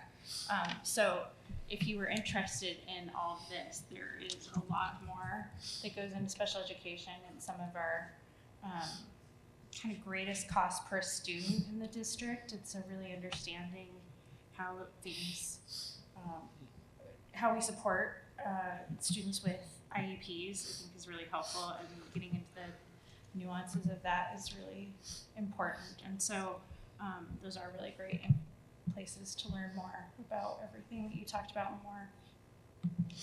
What's nice to note about SEAC meetings is that they're all virtual. Mm-hmm. And so everybody's in the same little, and that helps. And access. Yes, yeah, it's really. We actually had a great conversation in our last meeting around student involvement in that committee. We're working on that right now. All right, thank you, Leslie. Nicely done. Thank you. Did Amy have anything? So she can't unmute herself, so I'm asking her if she has any Okay, questions. hold on a minute.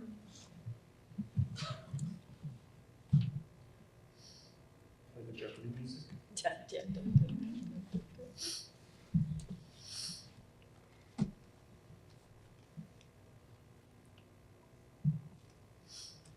No, okay, thanks. You're off the hook. All right, Yeah. thank you. All right, the next item on our agenda is 8.3 Safety Security Update. Todd and friends. Friends. Yes, good evening, Madam President and Board of Education, Dr. Schaefer, Todd McCooney, Assistant Superintendent of Operations. Tonight, I'm going to introduce our Todd Thompson, Joe Budinski. They give us an update on safety and security and some things we are working on. Thank you, Todd. Thanks, Todd. Joe Budinski, Director of Safety and Security. Greetings, Madam President, Board members, Dr. Schaefer. Tonight, I just want to talk to you about a few ongoing processes and projects we have going on in safety and security. You'll find that all those are captured under the STAR 2025 Plan 2.4, ensuring all of our facilities are safe, welcoming, inclusive, and meet the needs of students, staff, and the community. A few things I want to talk to you about tonight are, we'll start off with our SRO and co-responder units. We'll move into our threat assessment process and how we're building relationships with our students here in Thompson schools. And then we're going to kind of transition more into a technology and staff training conversation. All right, our SROs, a couple of changes that we've made is our SROs have actually been assigned to work with specific elementary schools within the theater this year. So this is nice. One of the things, even though they are aware, when we do get a call for service at an elementary school, we feel like it's important that we have a specially trained SRO going to support our students versus a patrol officer or a patrol deputy. So candidly, it's something that's been going on here in Berthoud for some time through the sheriff's office. So we're just really pushing that at the city level in Fort Collins and Johnstown as well. Happy to announce that we are on pace to have lower levels of criminal citations this year for our students than we have in previous years. But we're also focusing on some of the education pieces that we can do here in Thompson. So we partner with Belleville Police Department and we hosted Thompson Valley High School, our first fentanyl awareness night. It was at Thompson Valley High School. In addition to that, we are piloting our first responder class at Thompson Valley High School. as well. So this is lots of different things, and I can't give enough credit to our first responders for helping us build our crisis response manual, which was updated and given out to our EC12 staffing group last week, and also that we have created a building guideline list or checklist, if you will, for any brick and mortar projects that go on here in Thompson Schools. Our co-responder unit has been hard at work. I would be remiss if I did not congratulate them. They are the first place recipients of the Larimer County Commissioners Award for Innovation in our county. So that was really cool to see the work that they're doing for our students recognized by the Larimer County Commissioners. Currently, between student contacts and calls for service, we're at about 120, and that's as of October 10th. And we are doing some other different community building things, including presenting at conferences and hosting events, like a co-responder photo booth and coffee and power rings, which is top slang for a donut. So there's some fun things around there as well.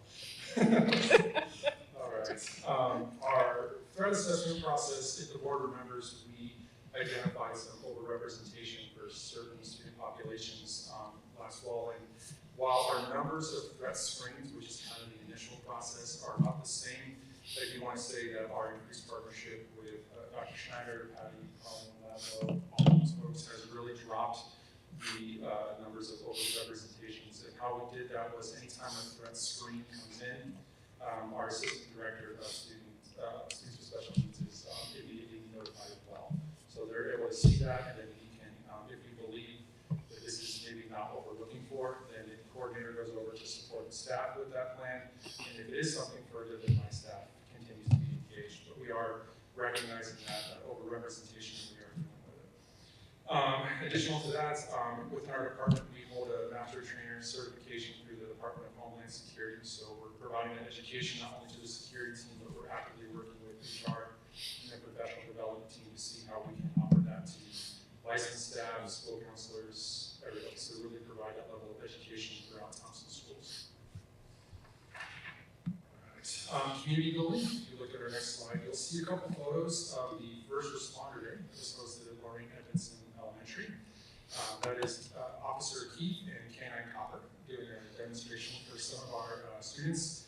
And then I did not make that sign. That was one of the wonderful students at Loring Edmondson, but it was a very awesome sign. One of the things that we're looking to do to maybe impact more students in a positive way is if you would see that there's at times law enforcement agencies will do like a community night out for neighborhoods and things. We're hoping to plan one for Thompson School District, where we could host one for every elementary school within our district and partner with the Larimer County Sheriff's Office and Level Police. That would be good. It's a project we're moving into. Look through the next title slide, you'll move into kind of our technology conversation. And what I want to start with, and I thought this graph would be easier to do than just bullet points. If you look at the teal colored copy of the circle, that is something that we already have here in Thompson, and that is our threat management program, suicide risk assessments, all those different things is in that teal. What we're exploring is the orange. So all the things that you can see listed there, including emergency management suite, panic buttons, site mapping, all those things is what we're looking for to through in Navigate 360, and then also to partner with Kelly Sain's team to see how we can incorporate this and have it talk to the VV system and the intercom system to provide emergency notifications in multiple languages and across multiple platforms of technology within the school. On the next slide, you'll see a little slide about flock cameras. I want to maybe clear up some misconceptions. Flock cameras are in our community right now. If you drove here, you drove through one.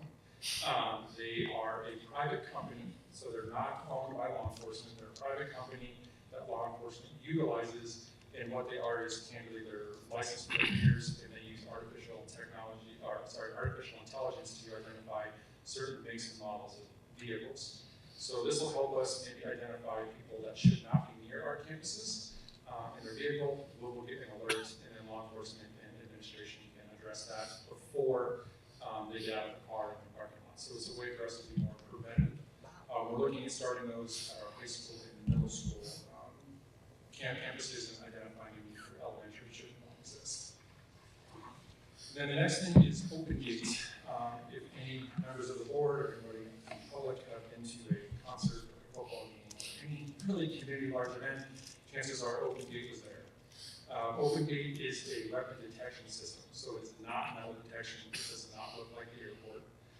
There are 2 pillars that are use a Milwaukee battery that you can find at Home Depot. They're portable, they're weatherproof, and what they use is they use an artificial intelligence that looks for the plated steel that is found on a firearm or a knife. So there's a video where people are walking through it with keys and cell phones with no issues, but if it has a weapon, then it goes off. We are looking at other districts across the nation that already have this. Dr. Schaefer has asked Assistant Superintendent McConkey and myself to go and to see it, to make sure that this is, if this is something the board would decide to do, this is really something for our school district. We're going to make sure that we're doing the best things, and then we're going to collect the data and see how it also impacts the very certain populations within those districts. All right, staff training. Thanks to Dr. Schneider, my department has had some frequent opportunities to speak at EC 12, which has been great. We've done everything from having EMS in to do overviews of stop a bleed, to CPR, to choking, to all kinds of different things where we were able to go through some different tabletops and scenarios. So it's just been a great opportunity. We were able to plan the large drill last year where we actually simulated an active event with staff. We're just going to continue to build those things up. We've identified some specific emergency training for our transportation staff, especially in some of the community events that have occurred potentially up north as well, and just continue to move forward. Our collaboration and next steps. So part of my directive from leadership is to continuously meet with law enforcement leadership as well. So we frequently check our data.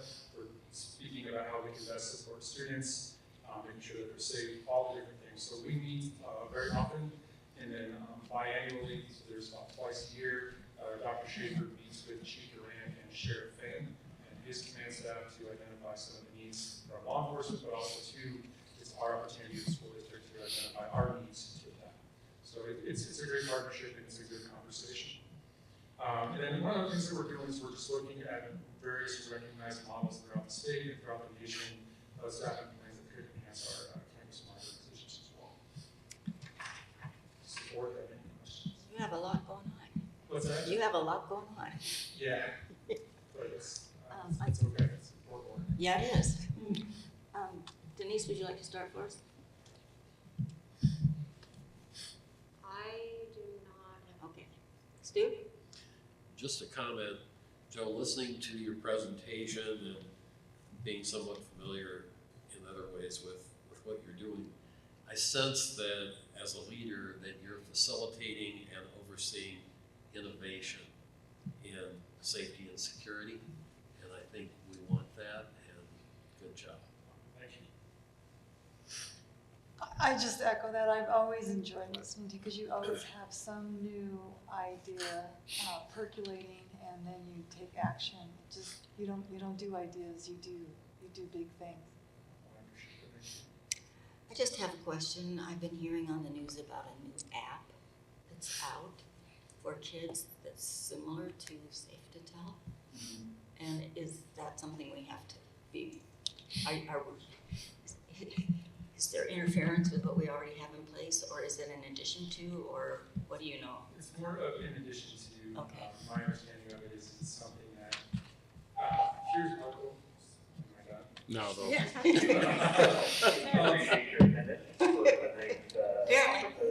is now 7:59. We have one more minute remaining in the evening, but we thank you for your attendance. If you can wrap up your conferences, we would appreciate it. Thank you and have a great night. Okay. So my understanding is that it is a new app. Yeah. The thing that I like about Safe to Tell is that it's managed by the Office of the Right. Judge General. So there's a system, there's a confidentiality with it. And while that confidentiality at times when we talk about social media and things can be challenging, it's also super important that kids have a safe place to go with that information. So it's just, I think we'll stick with Safe to Tell for now. Our regional partners have no interest in moving on. Okay, I was curious because you've been hearing about it in everything, all the news stories and everything. Okay, going down to Laura, if you check and see if Amy has anything. I don't think she does. Okay, Dawn. Hang on just one second. She said, thanks to Joe and his team, very much for keeping everyone in our TSD community safe. I appreciate the innovation he has brought to the district. Thank you. That's the theme for this evening. So one thing I'm hoping that you can share, and not just with the board, but like with the whole community, is that great video that was done for the county commissioner, just with the award. It's a great video, and I think it does a really nice job of kind of showing many of these things, and so I loved that.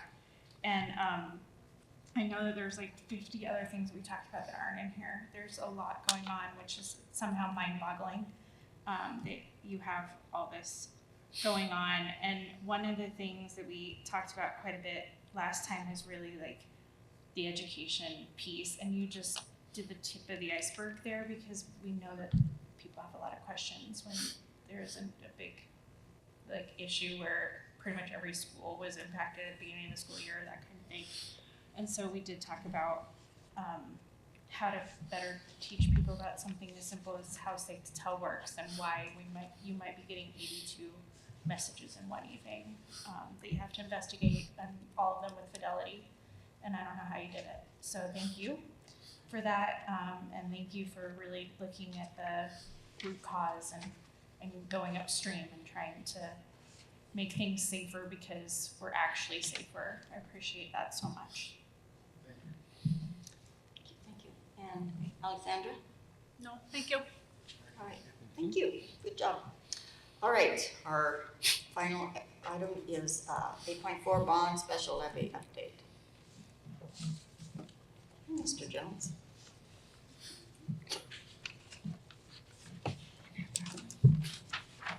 Thank you, Madam President, Dr. Schaefer, members of the board.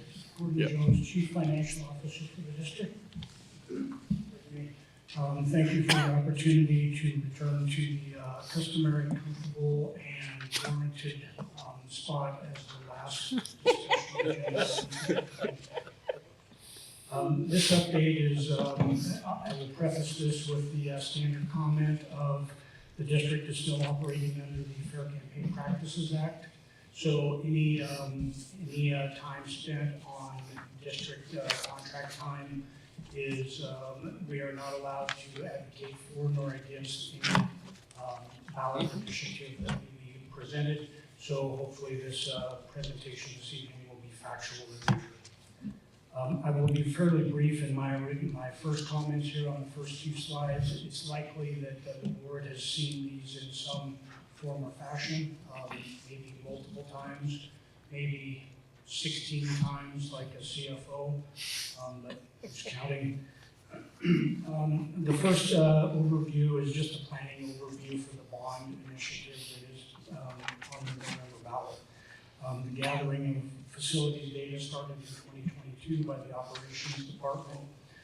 It continued on into 2023 and through May of 2024 with soliciting public input, staff input, master planning committee, a variety of different entities there, before a final proposed investment was brought forth to the board for consideration of adoption for a resolution to be placed on the November 2024 ballot.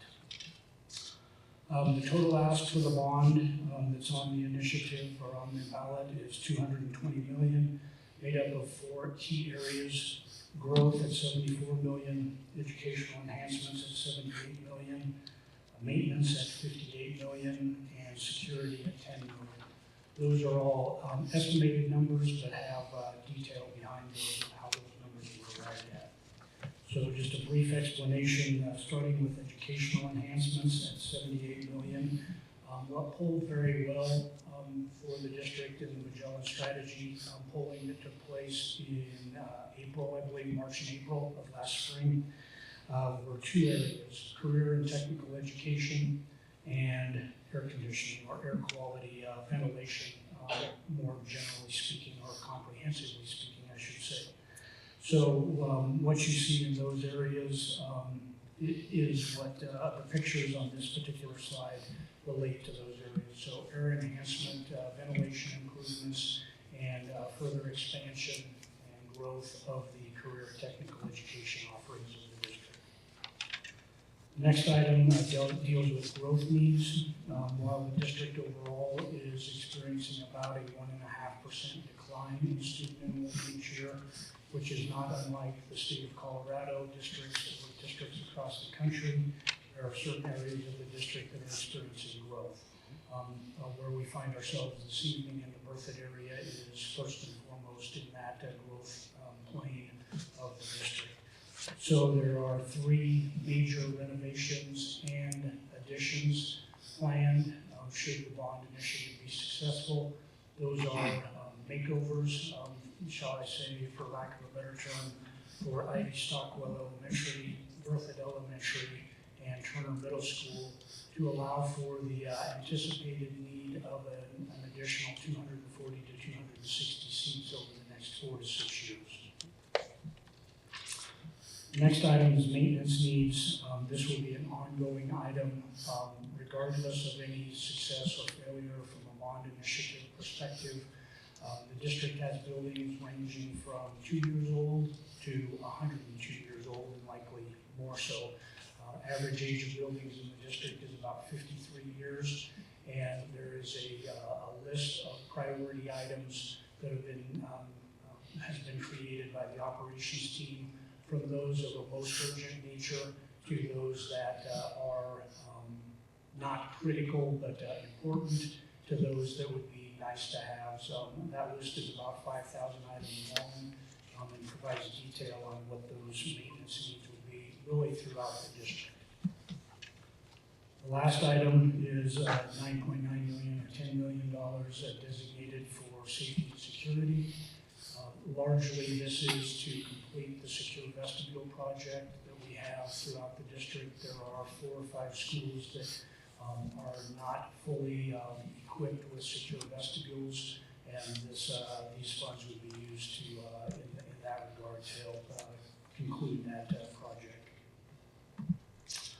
So recapping those totals again, the $220 million, $74 million for growth, $78 million for educational enhancements, security of $10 million, and maintenance of $58 million. I'd be remiss if I didn't emphasize that there is something for every school in the district that's planned. You can see the QR code and the reference to the district's website, where that information is available on a school-by-school basis with some demographic information, structural information, capacity, enrollment, and then an allocation of dollars in each one of these 4 buckets that have been tentatively identified for each school. Also on the website is a calculator that we'll talk about in just a second in a little more detail. Shifting gears to the second ballot initiative item, which is the special levy, commonly referred to, or more accurately referred to in state statute as debt-free schools. This operates very similar to a mill levy override, but the dollars that would be collected, a requested item on the ballot of $13 million annually with an inflationary increase component associated with that, has to be used in these 3 areas that you see: maintenance, capital construction, and new or upgraded technology. All 3 of those areas are currently budgeted on an annual basis at varying levels in the operating budget for the general fund of the district.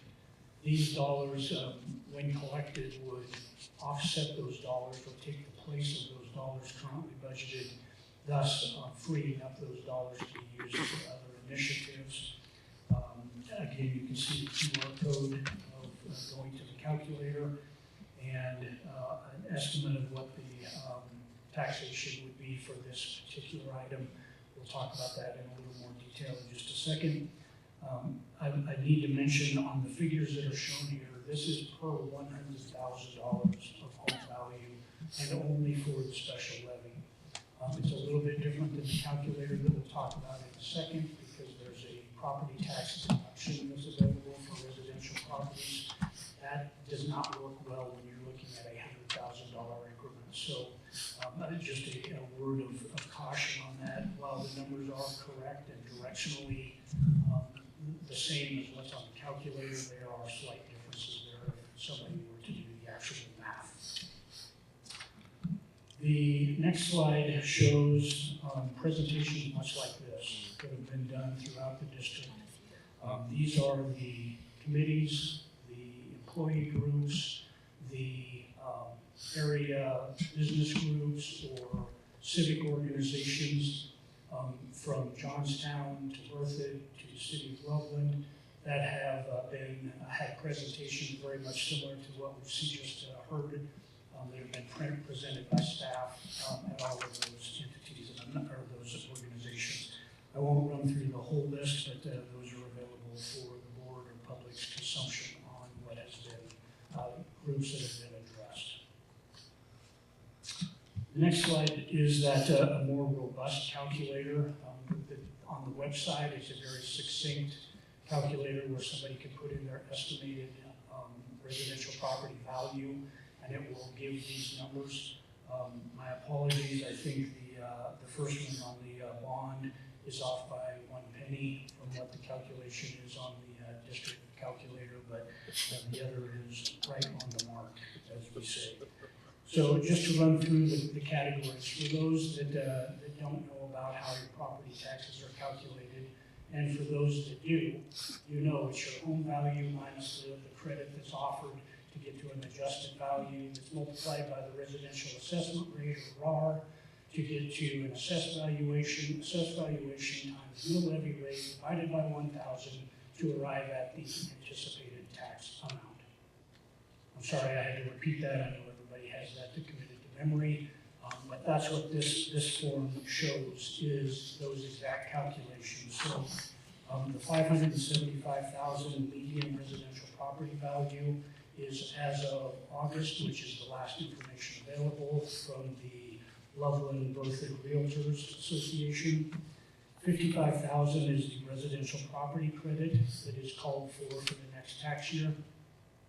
That leaves an adjusted residential property value of 520,000 times the residential assessment rate of 6.7% to get to an assessed valuation of $34,840, multiplied by the mill levy rate for each one of the initiatives. And those vary. For the bond, it's what would be what is required to service the debt schedule that's planned for the next 20 years should the bond be successful.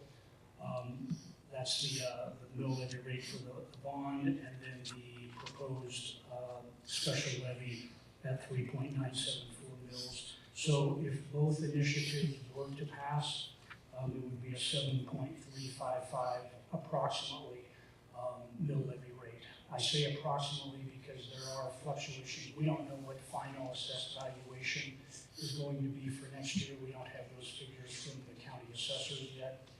We have preliminary as of August, which actually is a decrease in assessed valuation from the prior year, but we won't have actuals until end of November, which are then used to prepare the mill levy rate, proposed mill levy rates that are brought forth to the board for consideration of adoption.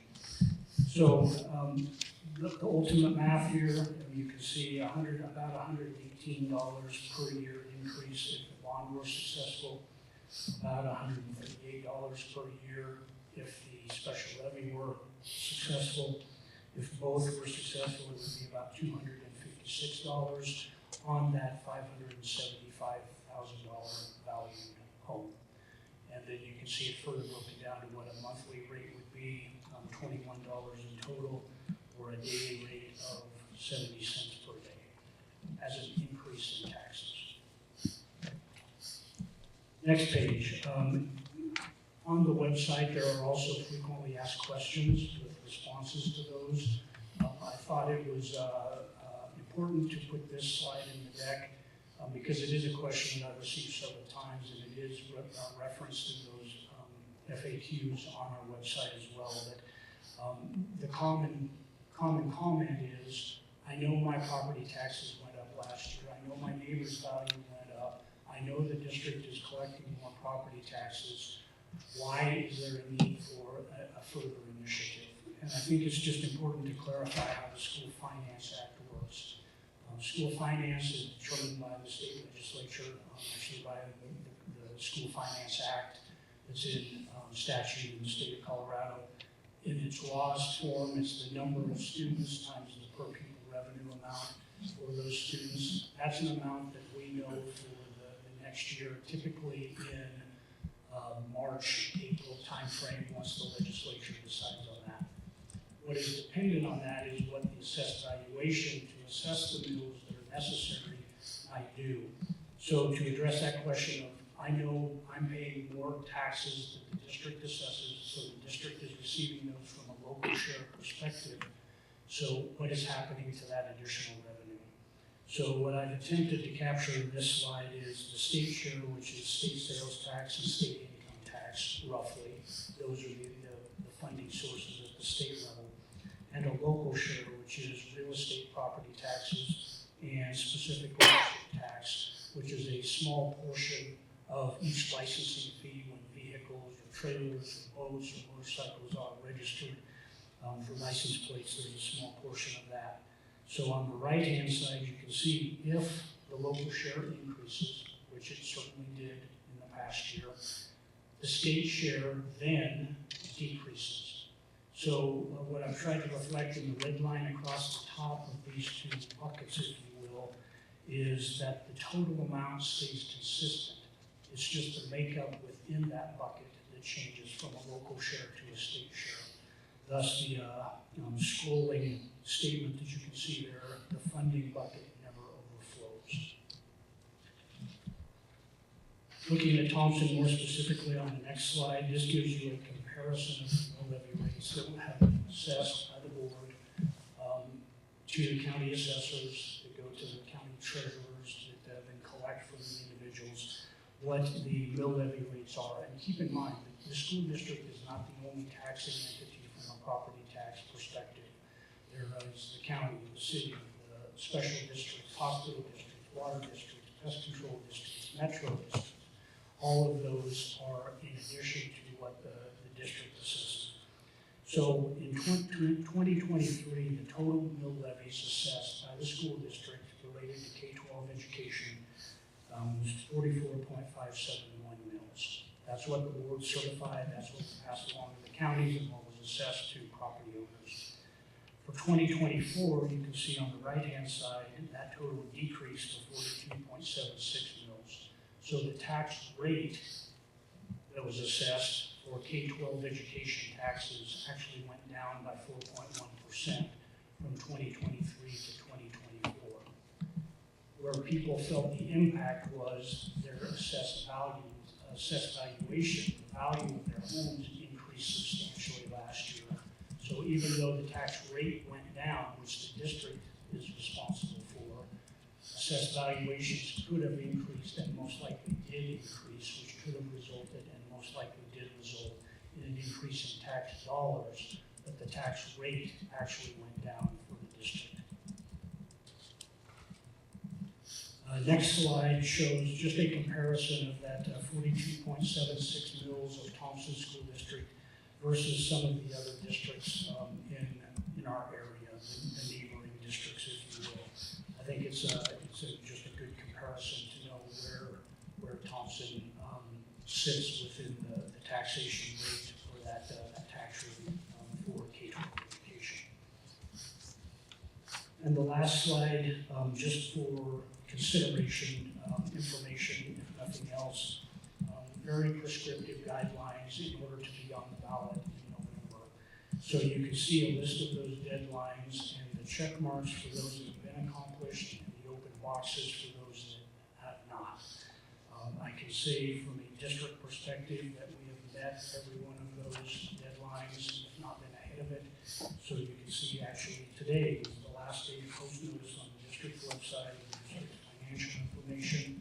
That is on the bond tab. If you click on that, there's a separate heading on that page that shows some required language and figures for the district's financials. We actually posted that yesterday to the website rather than today.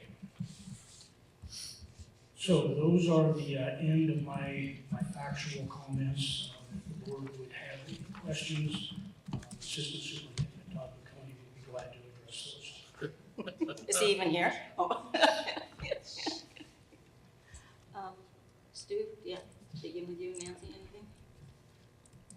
Great job as always. I didn't have anything new. Dawn? Alexandra? No, thank you. Denise? No. Nicely done. Thank you. Be bright, be brief, be gone. All right. You guys have all done a marvelous job going around and sharing with all that list of people and organizations and places. So thank you to all of you that have gone around and done that Dog and Pony Show that helps the community be informed on what we're asking for. All right. Gosh, I put my agenda away. I got a little eager. Written reports, there are 3 of them, 2 family pie reports, September and October, and a September monthly financial report. And are there any requests for information? If not, this meeting is adjourned.